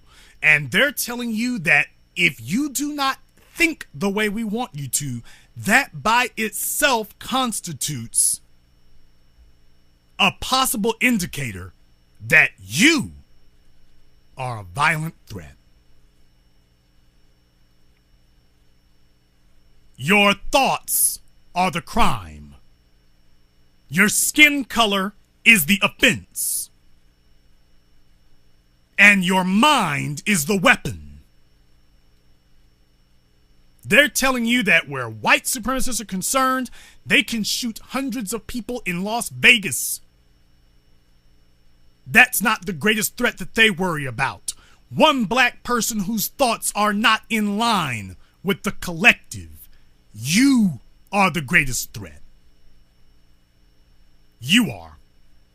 Now, remember at the beginning of this assessment, I told you all that the words used in this assessment mean things, and that you all would be very well served to keep that in mind for when you start hearing things. Now, here's the appendix. Appendix A, expressions of likelihood. Most of you have never heard this or seen this before tonight. The Black Channel is the first place that you will ever hear it or see it inside of the methodology of the FBI. Phrases such as, this is what the appendix says, expressions of likelihood or probability. Phrases such as, quote, the FBI judges and the FBI assesses, and terms such as likely and probably, they got those in quotations, likely and probably convey analytical judgments and assessments. The chart, because there's a chart on this page, approximates how expressions of likelihood and probability correlate with percentages of chance. The FBI uses likelihood expressions. Furthermore, the FBI does not derive judgments via statistical analysis and will not use expressions of probability to convey uncertainty in external FBI intelligence products. Now, did you hear that last part? Furthermore, the FBI does not derive judgments via statistical analysis. That sounds like a newspaper, so you don't rely on math? Interesting.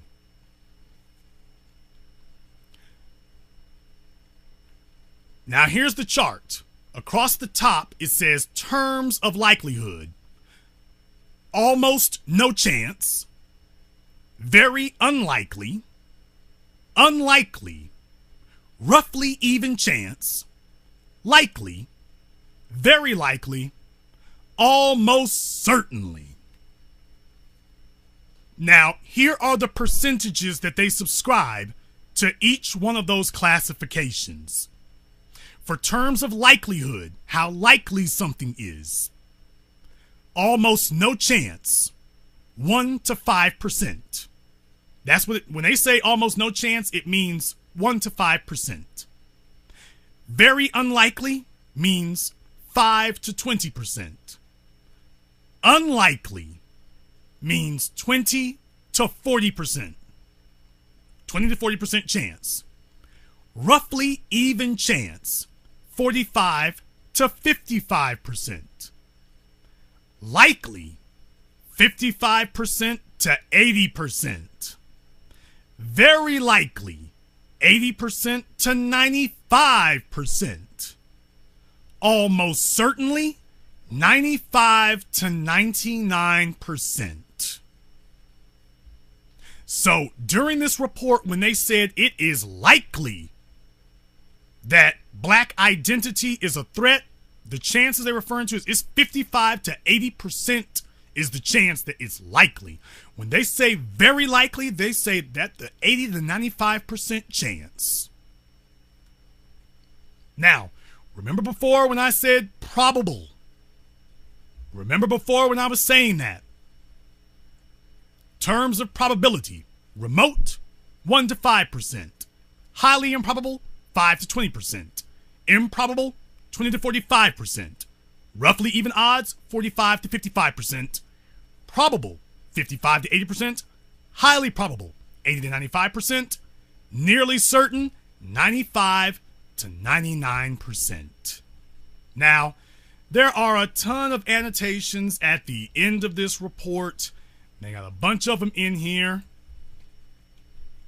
But what you need to know and what you need to be aware of is that the threat is real. They're not playing. They're not joking. They've got their ducks lined up. They've had them lined up for decades. I have warned you all since the very beginning. They killed our fathers for less than we're doing here.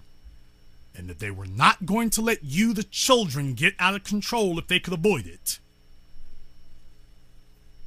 Because black people are the only people who cannot achieve honorary or pretend white status. Every other group can. We are the only ones who cannot. Which means that, therefore, your very existence constitutes a growing threat. If you do not get up every day and do like Clarence Thomas and Roland Martin and Sheriff David Clark and the rest of their kind, if you're not one of them, you are a threat. And the FBI has now officially acknowledged that if you identify as black, you don't identify as American, you don't identify as a good little citizen.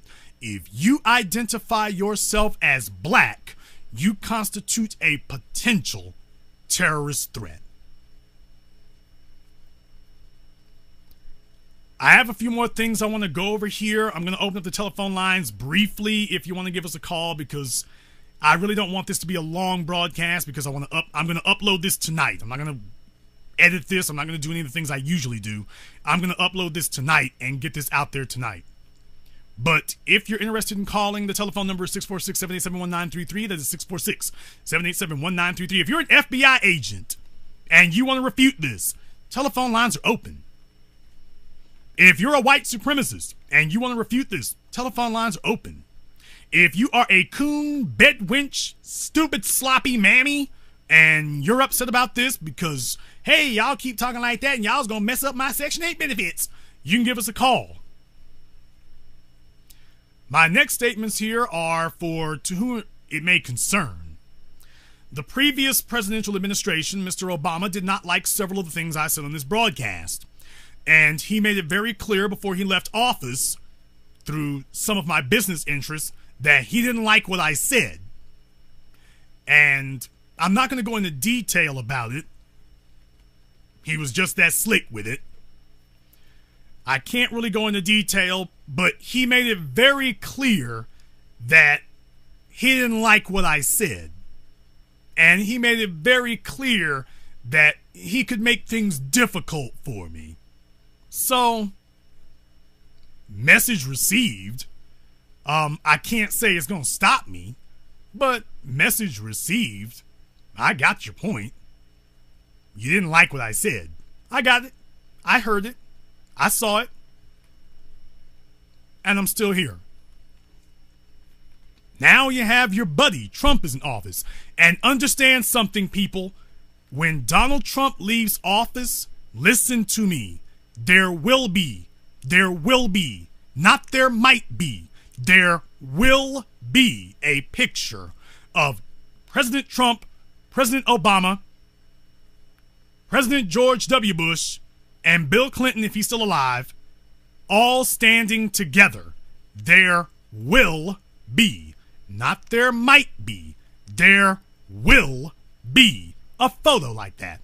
There's one out there now with Bill Clinton and Obama and George W. Bush and Jimmy Carter, and one with just one a little more recently, Bill Clinton, George W. Bush, and Obama. So much for the W. Bush years being so terrible.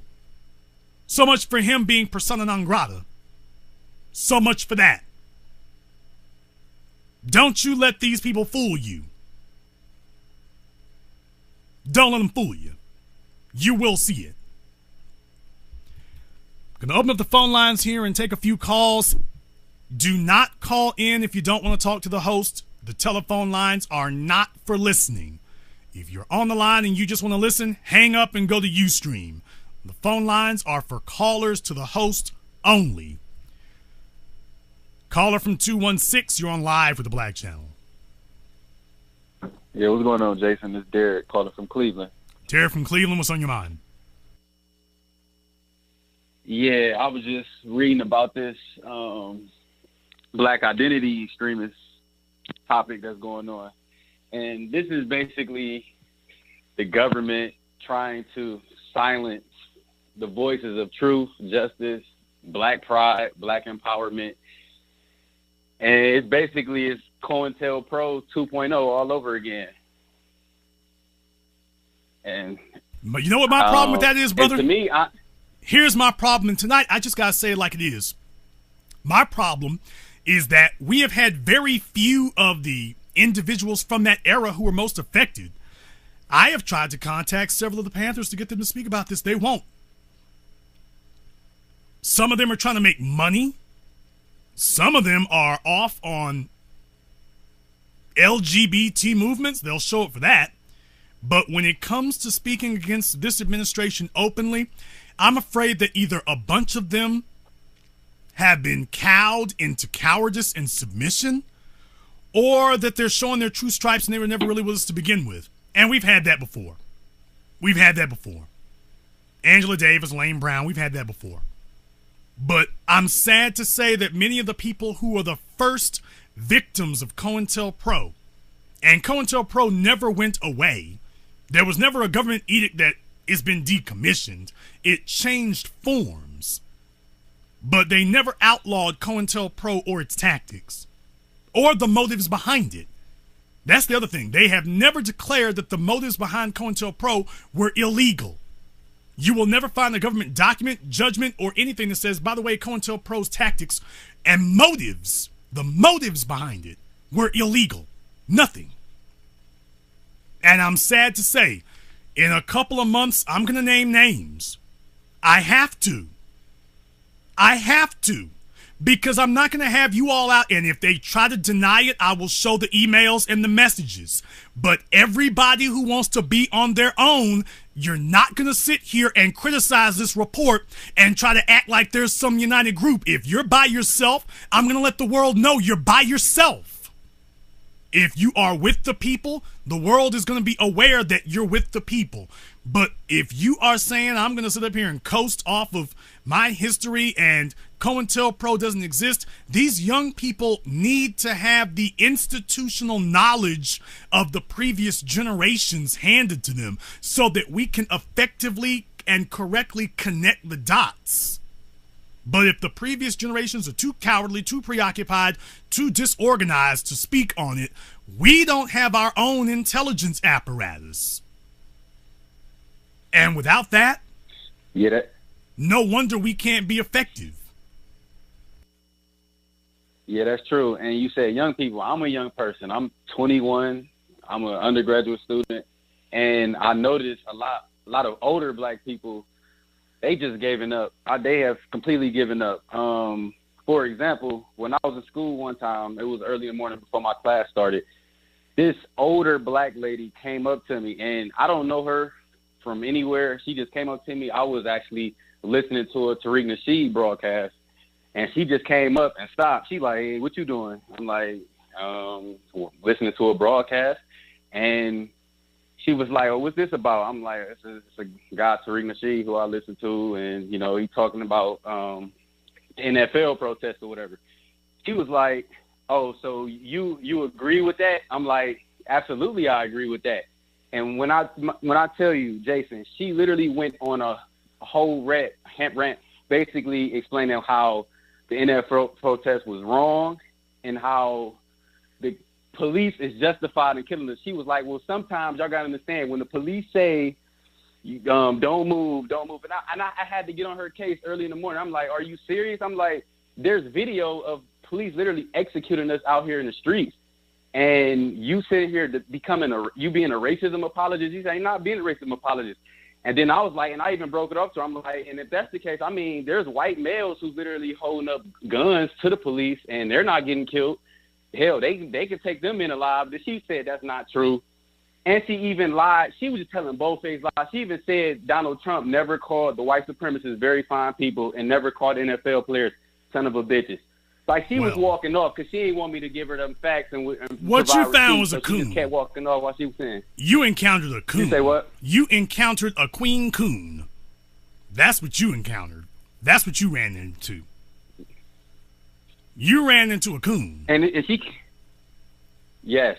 Like, and she came to me cooning, though. Like, she came to the wrong one. She thought I was about to be a shucking and jiving nigga. Like, no, I was getting in her ass. She even had to tell me to calm down. I'm like, no, like you're not about to be cooning around me. I have zero tolerance for coonery, especially at this point in time where we're at right now in America. Now, I have zero how old about would you say she is?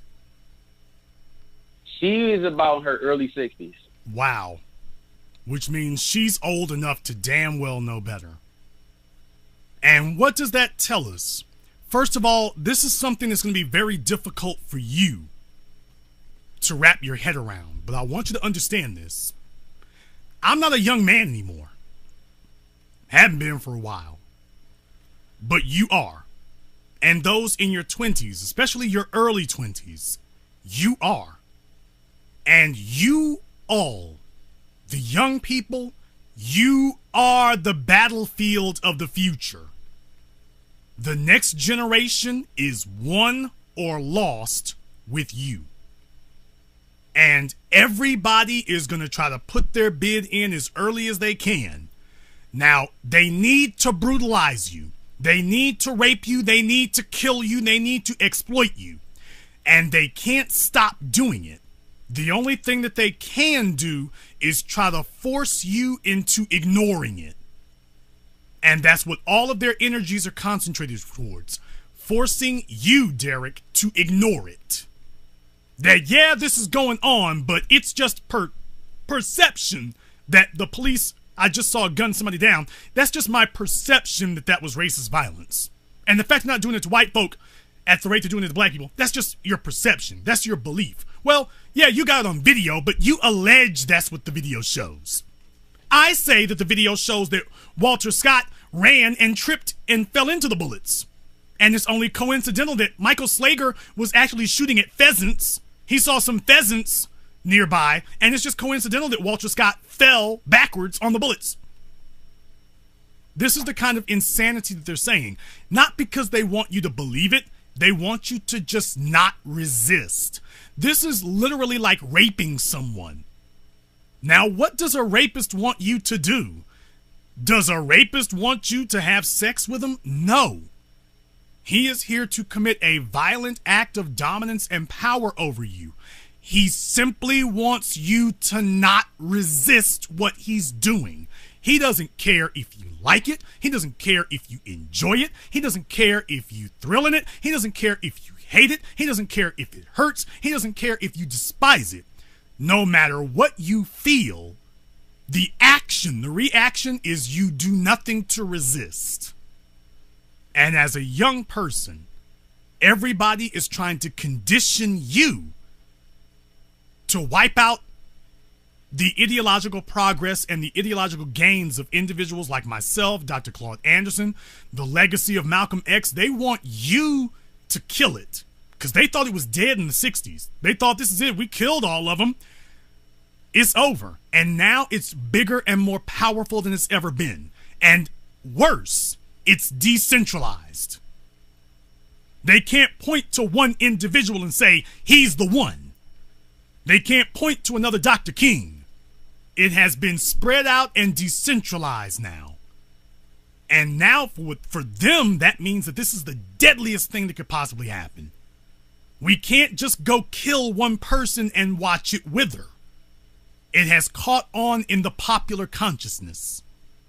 So we need to convince the young sprouts that they don't want to subscribe to this. And they've got plenty of black folk out there who are agents. Agent doesn't necessarily mean you're employed. They have been psychologically colonized. And brother, what she was expressing to you was that she's been colonized. Here's a concept that you all need to understand. Young coons become old coons. You see, when she was your age, True. at 21, she was white ass kissing. She was the swirler of her generation. Now, she may not want to brag about it today, but she was out there following up behind anything Caucasian she could get a hold of. She probably went to she was the ghetto gagger of her generation. Quiet as kept, she ain't gonna talk about it with you. She's not gonna say it.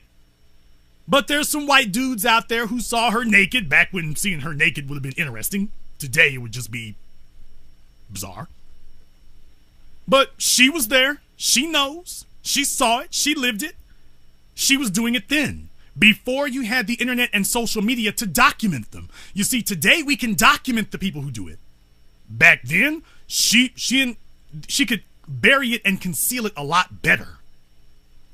And see, at your age, you don't know any of the people from her age group or any of her associates who could tell you, man, she was kissing these white boys' asses when she was your age. She's just gotten older with it.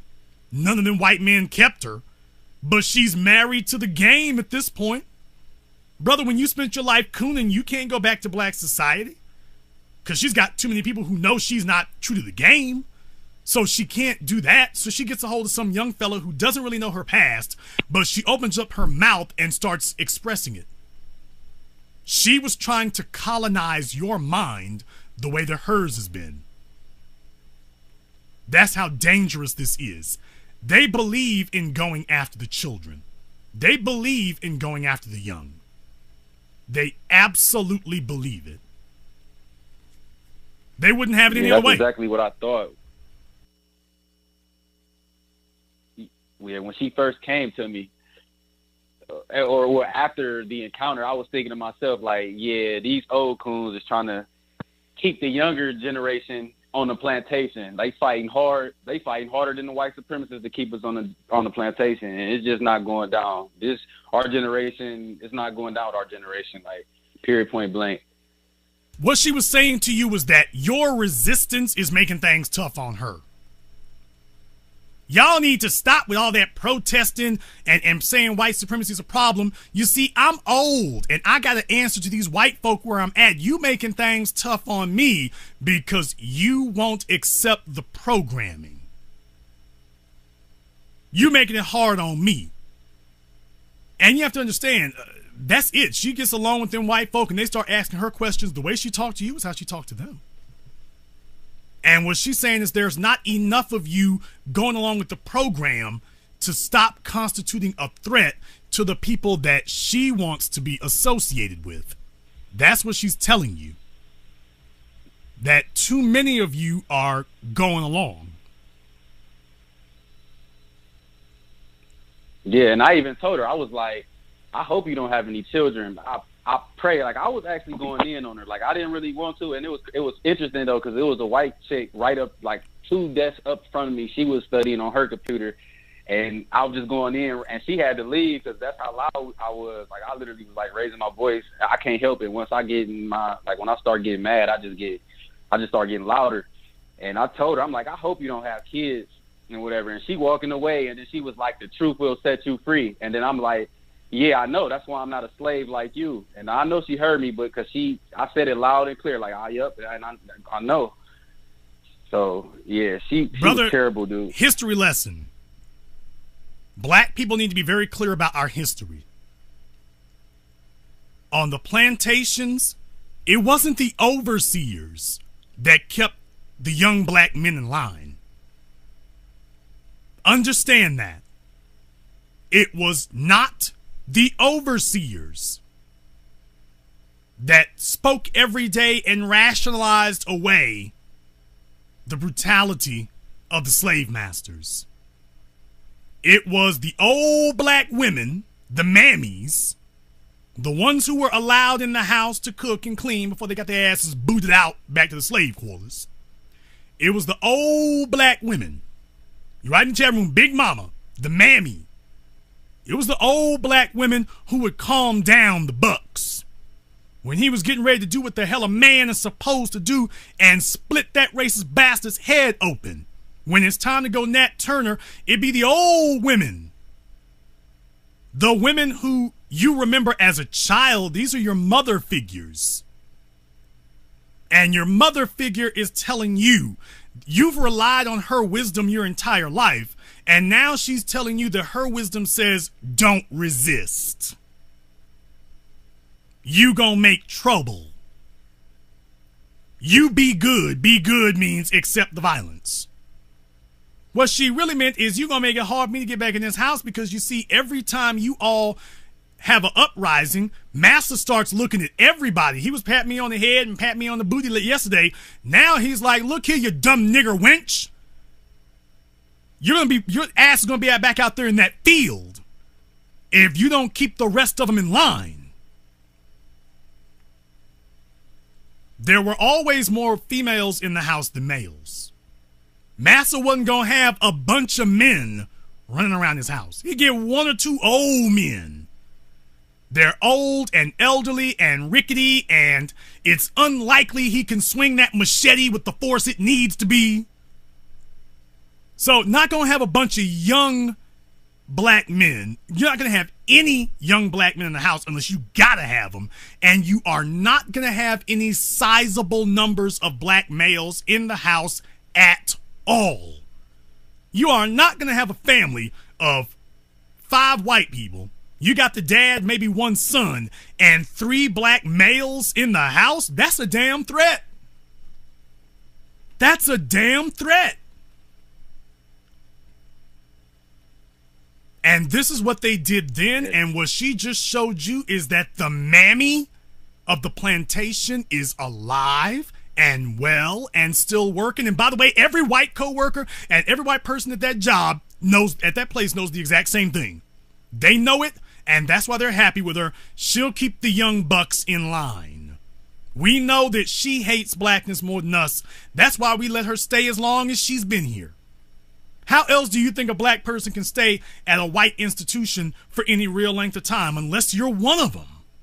You cannot be a threat to the institution and simultaneously be allowed to stay long-term at the institution. Those two things contradict themselves. They contradict themselves. I'll let you have the last word.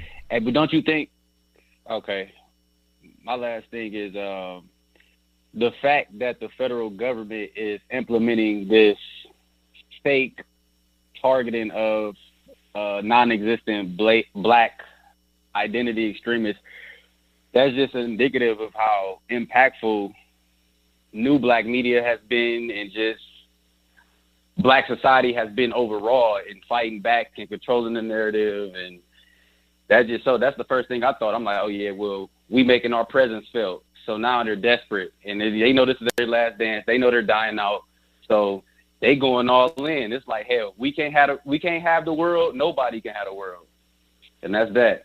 Just keep fighting and keep pushing back. Stay on code. Keep building, and that's it. Black first. Black first, brother. But let us not be deceived. They are not dying off. This idea that they're going to disappear one morning, that is not going to happen.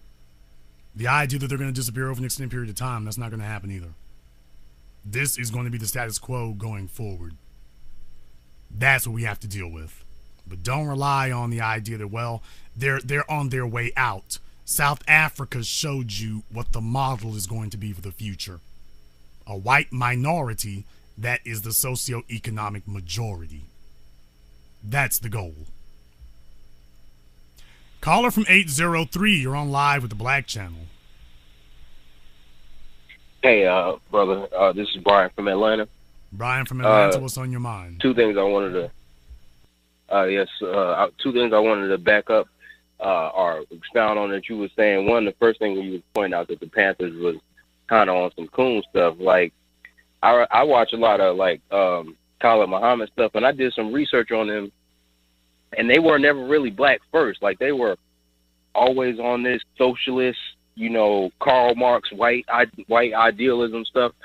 So I'm not surprised that they're all on this, gay lives matter type of stuff, because they were never really, on board. Where Khalid, slow down. Where Khalid Muhammad is concerned, Khalid Muhammad, as far as I'm concerned, is beyond reproach. So I'm not sure where you're getting that from. Just because somebody identifies as... what I'm saying... Okay, slow down. No. Me too. Excuse me. Me too. That's what I'm saying. Like, they were attacking him when he was head of the new Black Panther Party. That's what I'm saying. Well, that's what I'm saying. They're suspect. A person can be a communist. A person can be a communist or a socialist. I don't really, even though I don't believe in any of those things, you can believe in that and be about black empowerment. Although I don't know how you're going to get there without money. But you can be against white supremacy. Let me say it like that instead. You can be against white supremacy and be a socialist or communist or transcendental meditationist. You can be your economic philosophy doesn't mean you're against white supremacy. I don't think you're going to be very effective without money. I don't see how you're going to be a communist and be effective against white supremacy, but you can definitely be against it. As far as the original Black Panthers, because Khalid Muhammad came with the resurgence. I'm talking about the original from Oakland. My problem, I got some problems with what I've seen from there. And I know that I know for a fact with Bobby Seale, he had identified himself as a humanist. And we got to watch out for these people running around identifying themselves as anything other than black. Once you start saying other terms, you start trying to deflect and divert off into intersectionalist and humanist, you are doing everything you can to say, well, it's not about being black. And there's where the problem comes in. When we start introducing new things, no, we need to stay focused. Black is enough. And you want to get away from black because you don't really feel comfortable with it. And what we're doing is not something that is intended for individuals dealing with their emotional problems. with their psychological dispositions, their emotional inadequacies. That is not what this is for. That's not what we're about. We are not about individuals dealing with their personal emotional issues. We are about black people getting the yoke of white supremacy off of our backs. And when you start coming in with other agendas, that's a problem. And I'm just going to say, I'm not putting people on blast, but here in a few weeks, I will make it clear the folk I've spoken to and what they said. Not because I'm being messy. I don't do public drama. I never have and I never will. What I will do is make it very clear that, hey, this, to everybody listen, this is what happened when I contacted these people. This is what they said. And I'm not really one for divulging personal discussions, although it's not really a personal discussion because they didn't ask for it to be, so I won't do that. If it were something I thought was confidential, that would be one thing. If there was a situation where I've conversed with these people, I now understand that, you know, I'm against drama, but I keep seeing people's names come up, and I'm not going to sit here and allow what I do to be a place where people think I'm supportive when I know that these people are not on board with us. I know they're not.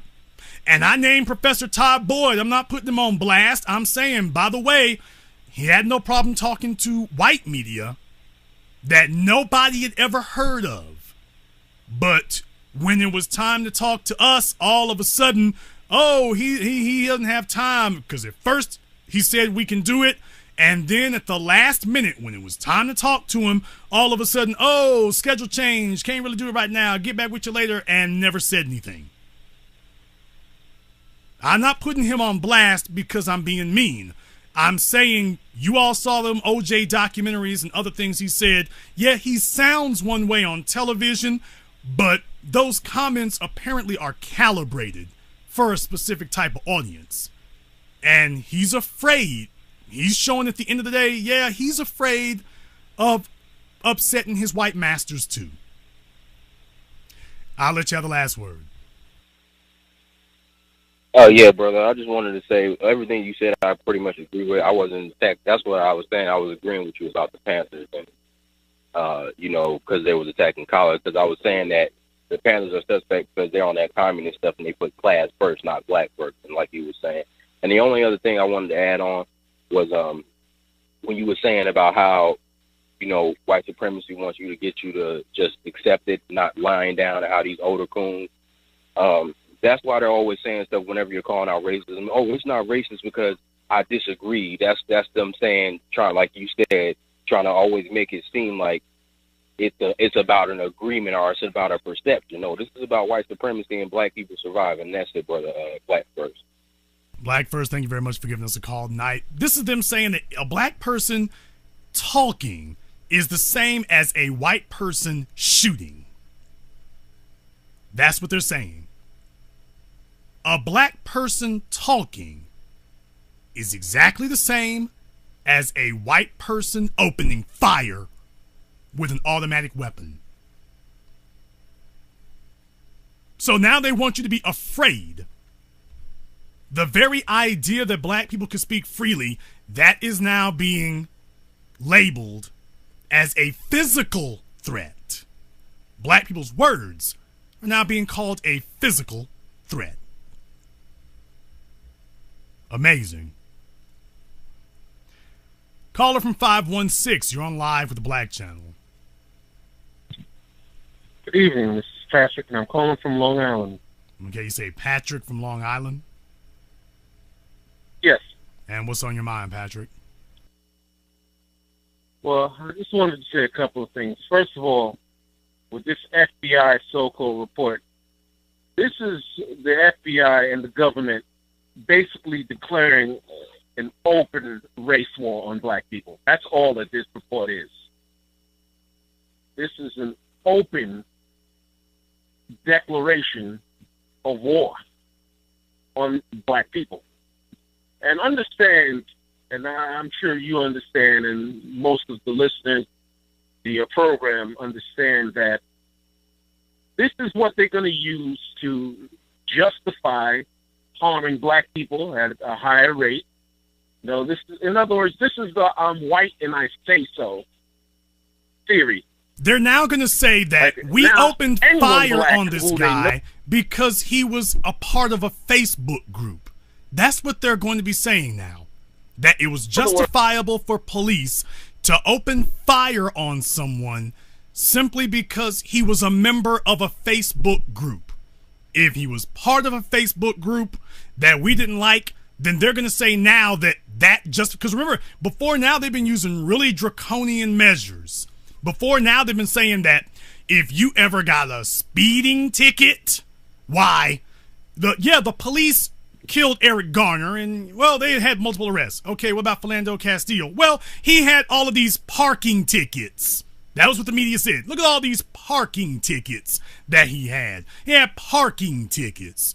And then when they ran out of those with other people, well, you know, his Freddie Gray. Well, yeah, I mean, well, his mom was a heroin addict. What the hell's that got to do with the police did to him? Well, I mean, you know, his mom was a heroin addict. You just need to be aware. I just thought I'd mention that. Now, if you have never encountered law enforcement in any way, shape, form, fashion, or manner, this tells you that they're targeting the young black people who have not been alive long enough to encounter law enforcement in a negative way, if you can get to adulthood without that. They're now going to say, for example, could you imagine if Tamir Rice had gone to a Moorish Science Facebook group? Why, they would be saying, well, you know, he liked to go to Moorish Science Facebook groups. Trayvon Martin, you know, he liked to watch Moorish Science videos. You know, he was part of that black empowerment BE thing, you know. That's what Trayvon Martin was doing. No, he didn't have a criminal record, but he was a bad character. I mean, they've gone as far as saying that your parents can justify what police do to you. Now the point of this memo is to expand that to an outrageous extent. To say that if you visited a Facebook page that they didn't like, that can morally justify killing you. Oh yeah, you know, you was considering making that race war documentary. I definitely recommend that you make this race war documentary because, you know, clearly we need it. We're clearly in a race war right now. You know, there's no doubt about it. We're clearly in a full-out race war, and still many of our black people still aren't even aware that we're in a full-out race war. And even the coons who, you know we're in a race war, the coons they don't even realize the kind of danger that they're in. Dude, the coons, the collaborators, the plantation nannies, not realizing that they themselves are also targets too. It's not just going to be the black people that are perceived as militant. This is an attack on all black people. No, brother, no. Look, every coon since the beginning of time, every Uncle Tom, every Sambo, they have always known that the threat was there, but they thought they were slick. You see, you and I think that courage is the path to freedom, and they're convinced that cowardice is. You and I are trying to overthrow the system, and they're just trying to figure out how to improve their position in it. We have to accept that these niggas ain't built to be free. I want you all to remember, take away one thing from this broadcast. Not every black person is built to be free.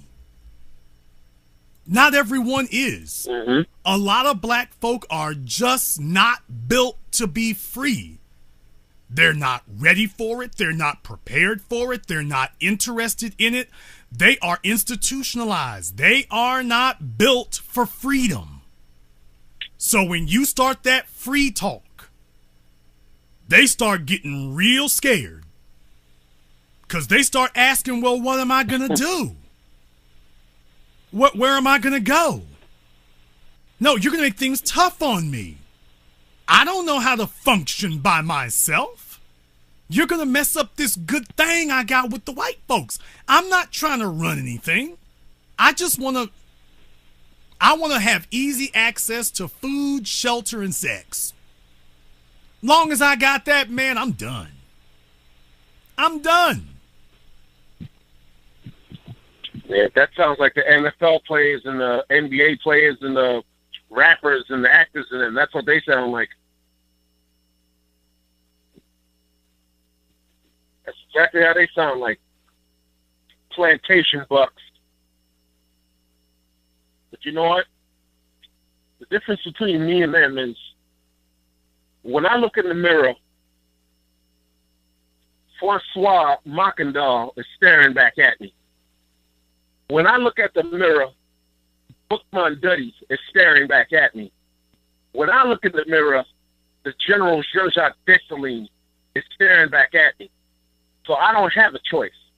I'm not built to be a slave. I'm not built to be a buck dancing coon.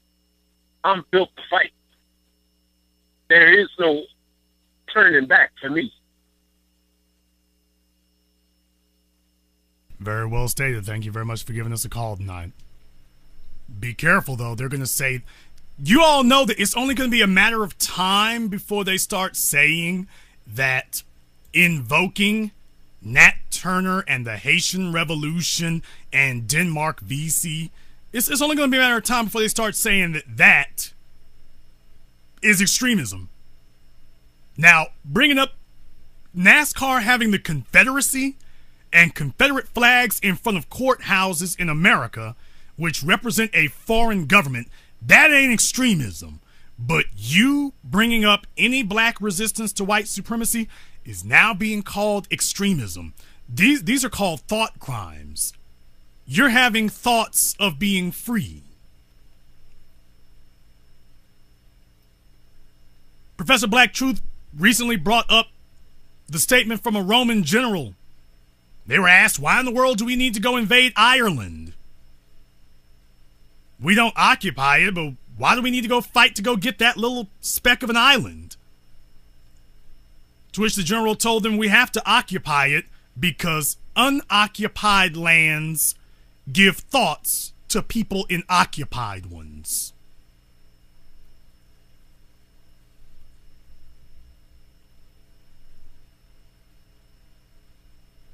Black minds that refuse to accept white supremacy and that refuse to accept white supremacist violence start to put thoughts in the minds of ones that already have. Minds that won't accept the status quo start to create resistance in the minds of those that have. Caller from 816, you're on live with the Black Channel.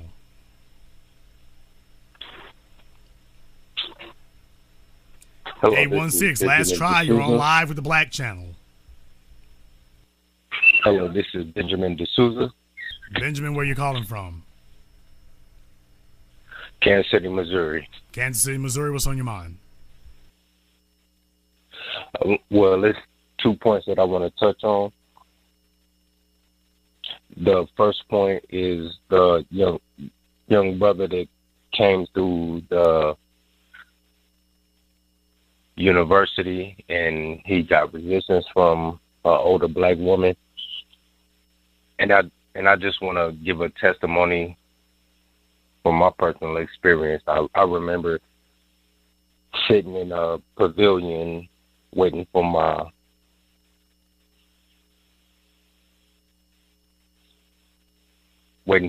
class, and a black woman passed me. I've never seen this black woman in my life, and she gave me the most dirtiest look that I've ever seen in my life, but I just shrugged it off. Secondly, I just want to speak on Gavin Long. Okay. That's my cousin. That's my firstborn cousin. Okay. His phone call got disconnected there. Maybe he'll give us a call back about Gavin Long. Caller from 469, you're on live with the Black Channel. Hello, it's John from Dallas. John from Dallas, what's on your mind? Man, when I was listening to you, I actually had a bit of an epiphany, and while it's easy to whip on Obama, which is crimes are many, black folks are going to have to also understand that Holder is no better. This is a guy who actually admitted to being racially profiled, and he said that he was going to do all this stuff, and ended up doing nothing. But that was all of them. That was all of them. Obama acknowledged racism while he was running for president, got into office, and all of a sudden he didn't say the word racism anymore. Wouldn't say the word black. All of a sudden, once he actually got to be president, racism didn't exist. The only time racism existed was when he talked to black folk trying to get their vote. But when it was time to be in office and execute policy, all of a sudden there was no racism against which to execute policy. And then right before he got out of office, remember that interview I read to you all from The Atlantic with Ta-Nehisi Coates, where he outright told Ta-Nehisi that, well, I didn't really think we could get any legislation through for black people.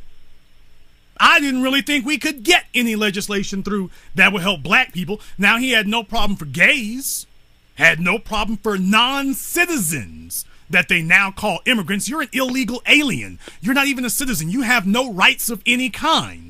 But he had no problem publicly trying to push for laws for them. At the very least, he could say it. At the very least.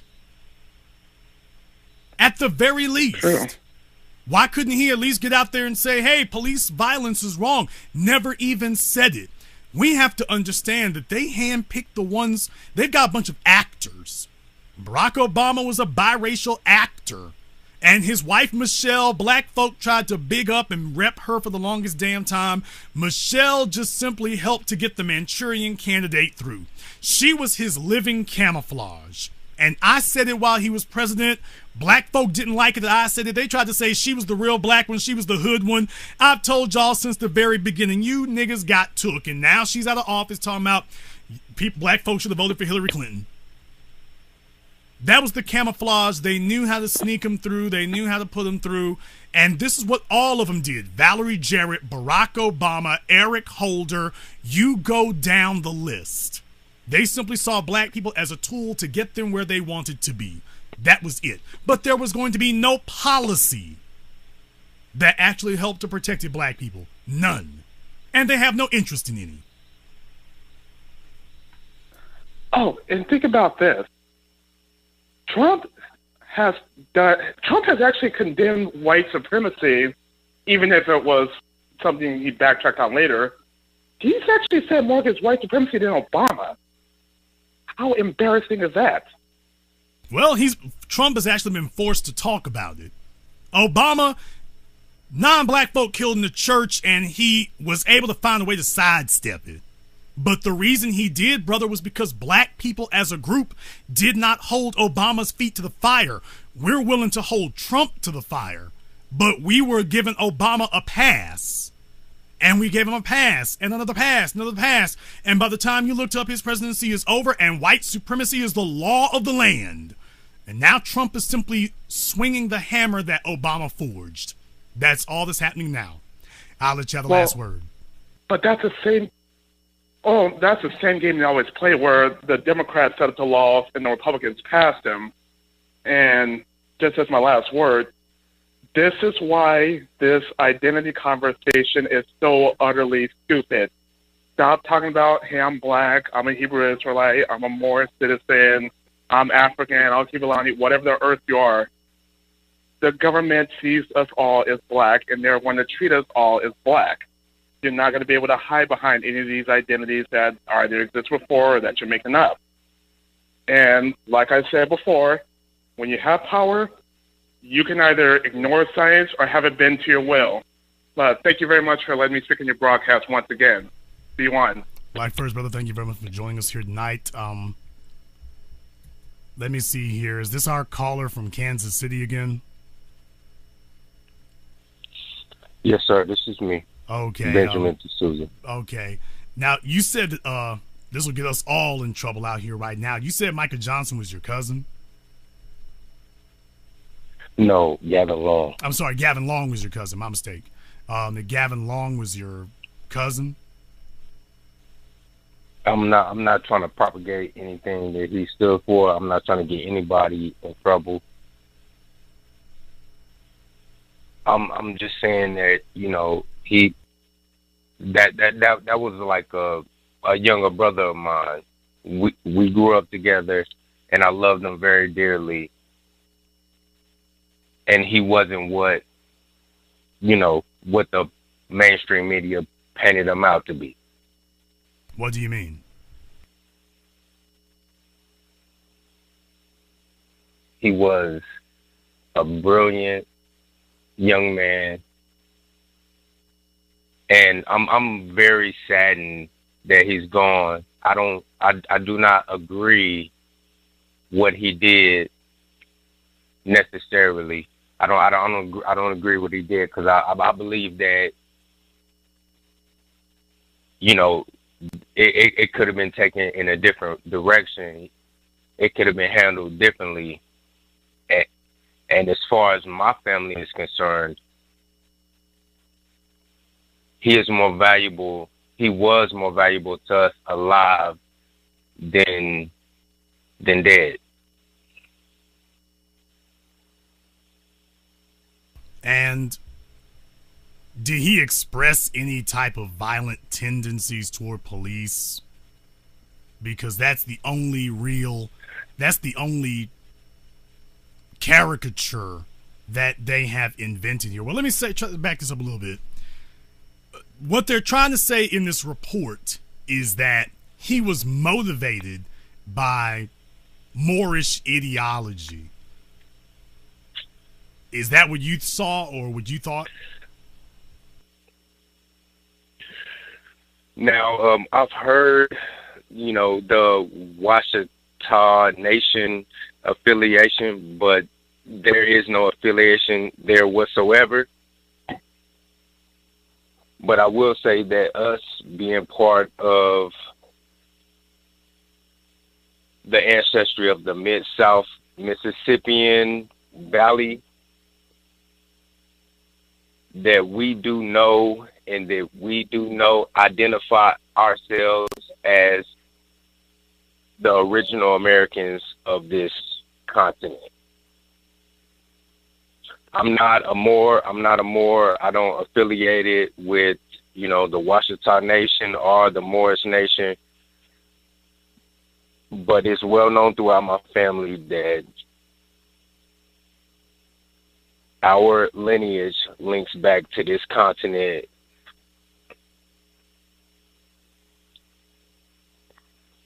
And if he spent off into a group that were extremists that shared those same views, then I could see that, but he never conveyed those views to me. Well, personally, as far as I'm concerned, anything and everything therein is alleged. And we can't rely on the white media, and definitely not the white government, to give any type of truthful analysis of anything. They've already lied about everything. They won't identify the police who murdered Alton Sterling. They won't call any act of violence against black people murder whatsoever. They never called George Zimmerman a murderer. Nothing at all. O.J. Simpson was exonerated in court, and that didn't matter. So, no. I wouldn't agree with that at all. Thank you very much for giving us a call here. I'll let you have the last word. One more thing. My cousin had a body camera on when he went down there. And he didn't go down there for the specific purpose to assassinate police officers. He went down there to make a display for open and carry. I don't know, to kind of saber rattle, and then the situation went left, and then you know what it is after that. But well, if he had a body camera, then finally, if he had a body camera, then this is the first time hearing something of that. If he had a body camera, that should have been recovered. The feds swarmed everything, and they haven't released anything. But our family knows, you know, my cousin and what his equipment was and what.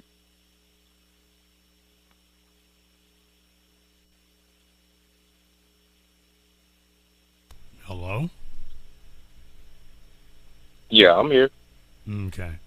Well, thank you very much for giving us a call here tonight. And definitely, if we hear anything about this extra evidence, this extra paraphernalia, that would be something for us to take a look into. Thank you for giving us a call. And do give us a call again. No, I don't believe anything they have to say about it. Do not sit on the line to listen in, by the way. Caller from 786, you're on live with the Black Channel. Yes, hello, Jason. This is Craig calling out of Miami, Florida. Craig out of Miami, what's on your mind? I'm doing good. I'm just calling because I just wanted to say about this FBI report.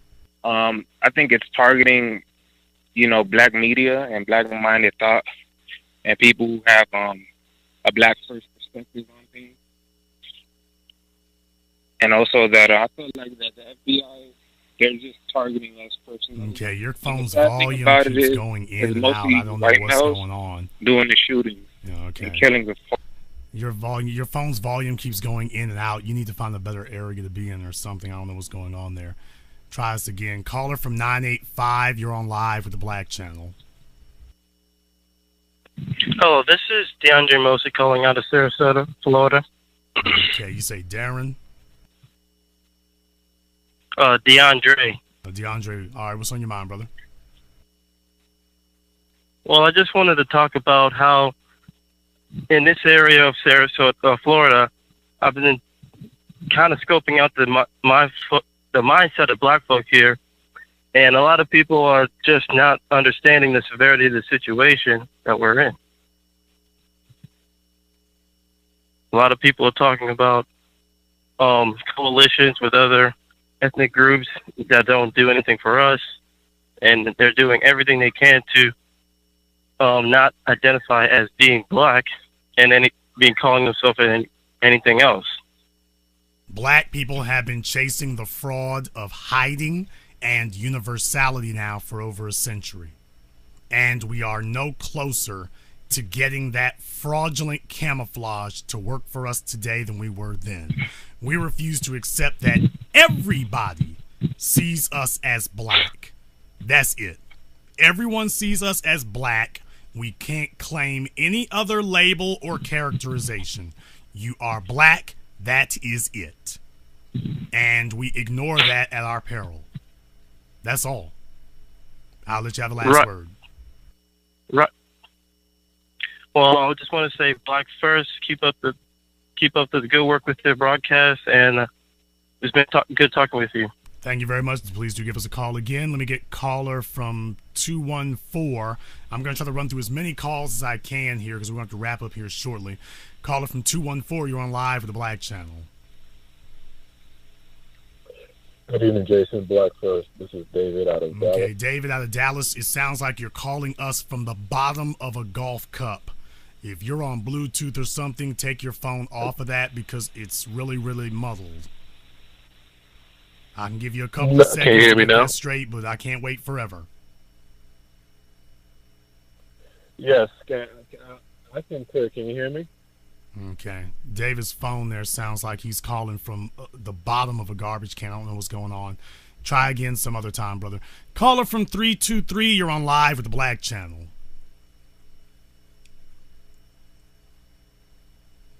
Caller from 323, last try, you're on live. Okay, caller from Los Angeles has been abducted. Caller from 708, you're on live with the Black Channel. Hello. Hello, how are you, Jeff? What's your name? Where you calling from? This is Sean from Chicago. Sean from Chicago, what's on your mind?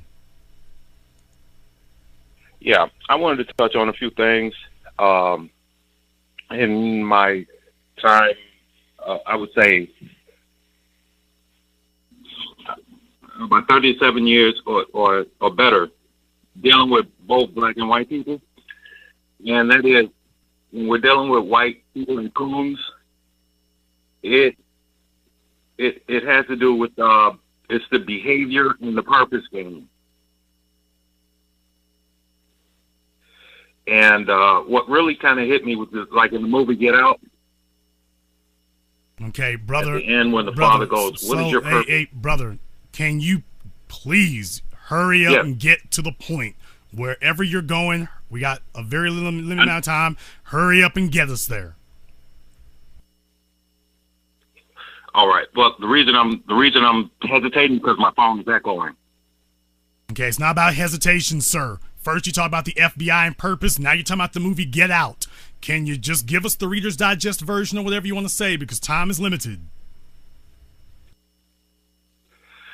I just have to call back. I'm sorry. Okay, well, let's get our thoughts together on that. And folks, please don't spin us a long story. Just get in, get it, and get out. Seriously. We don't need to have a dissertation. Just give us what the main points are. Black folk need to learn to be brief.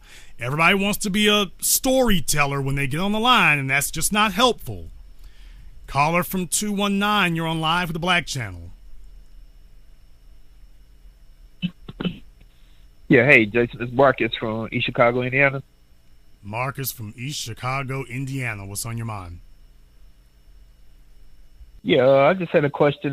With this report going out, as far as the dating, do you think that a lot of the people who date white people or other races, those women are going to be scared to date black men? And as far as the women who, if they run around people with the black empowerment idea, you think they're going to stray away and go towards white men? Okay. I've got two answers to that question. Number one is no. Number two is, why is that a concern of yours? White people's dating habits, or because, that they may be more likely or less likely. Why would that even be a concern?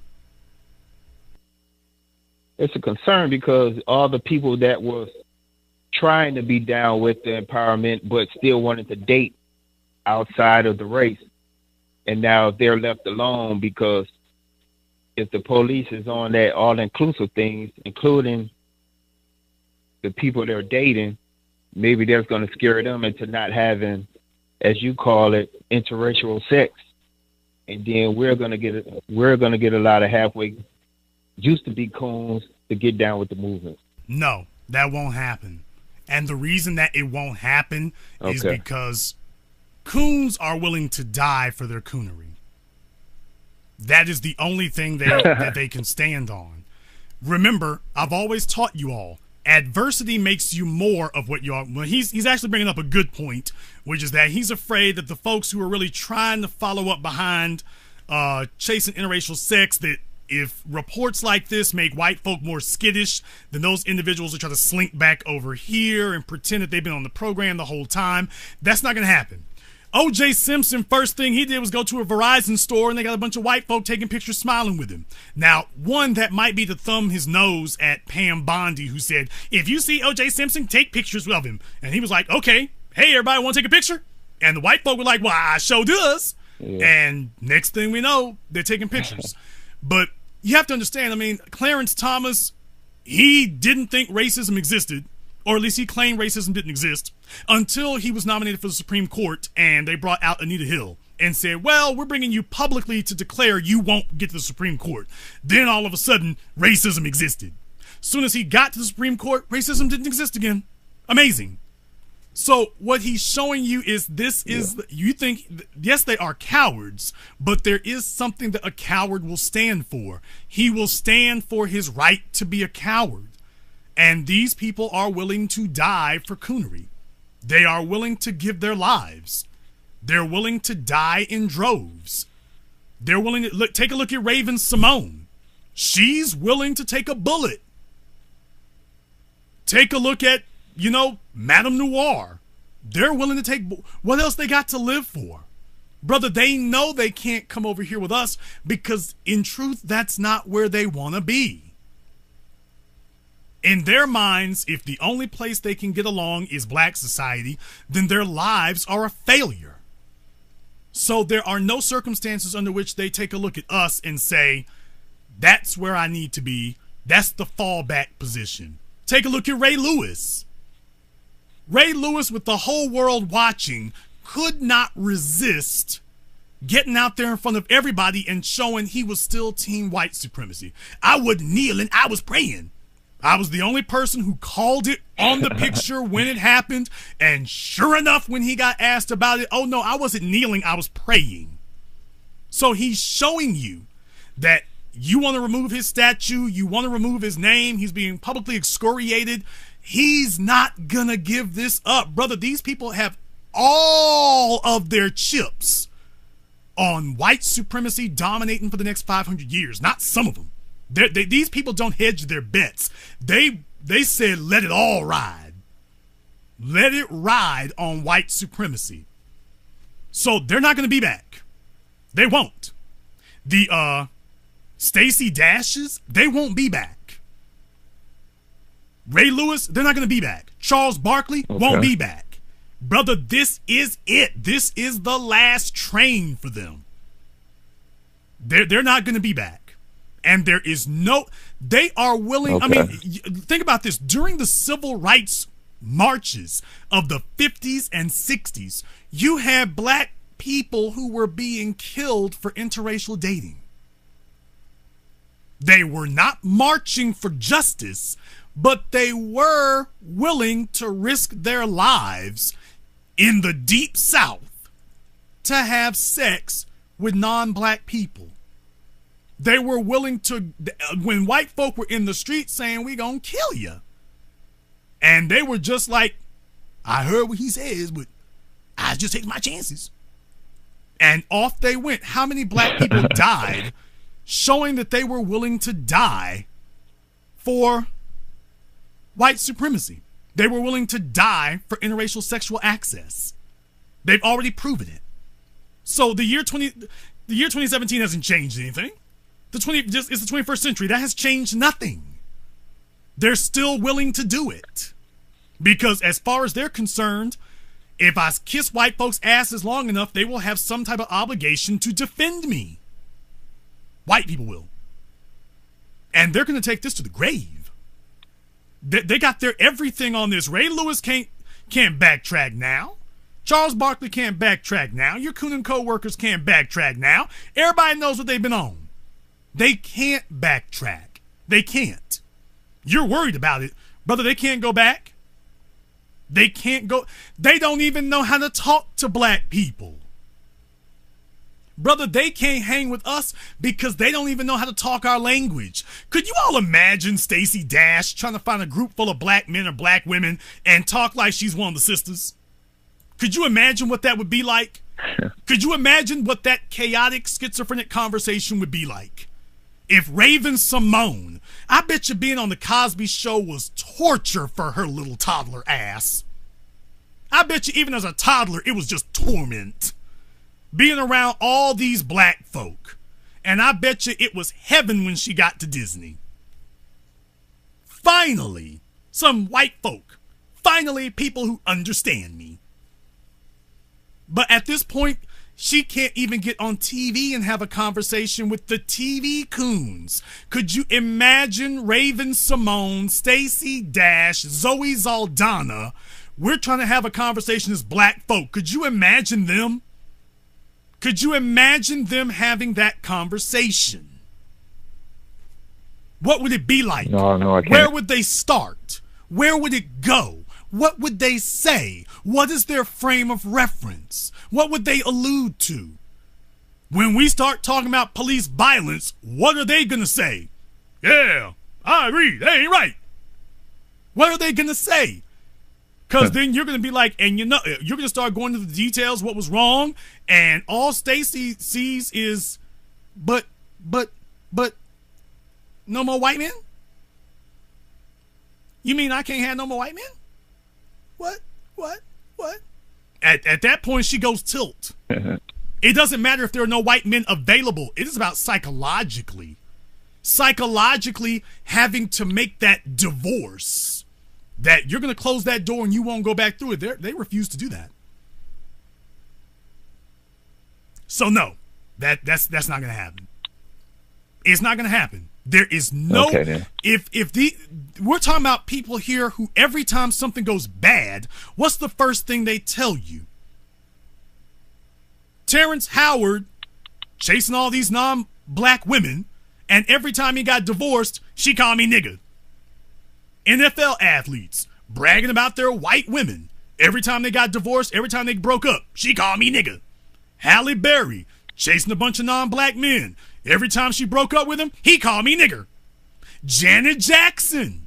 Now, she didn't claim that her Arab ex-husband called her nigger. He claimed that she basically was treating her like one.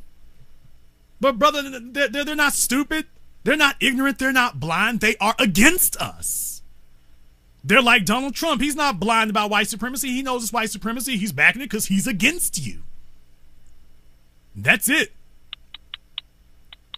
That's it. I'll let you have the last word. Okay, I appreciate accepting my call. I've been listening for a while, but I'm going to make sure I try to listen live more often. And let's keep this going, brother. Black First, thank you very much for joining us here tonight.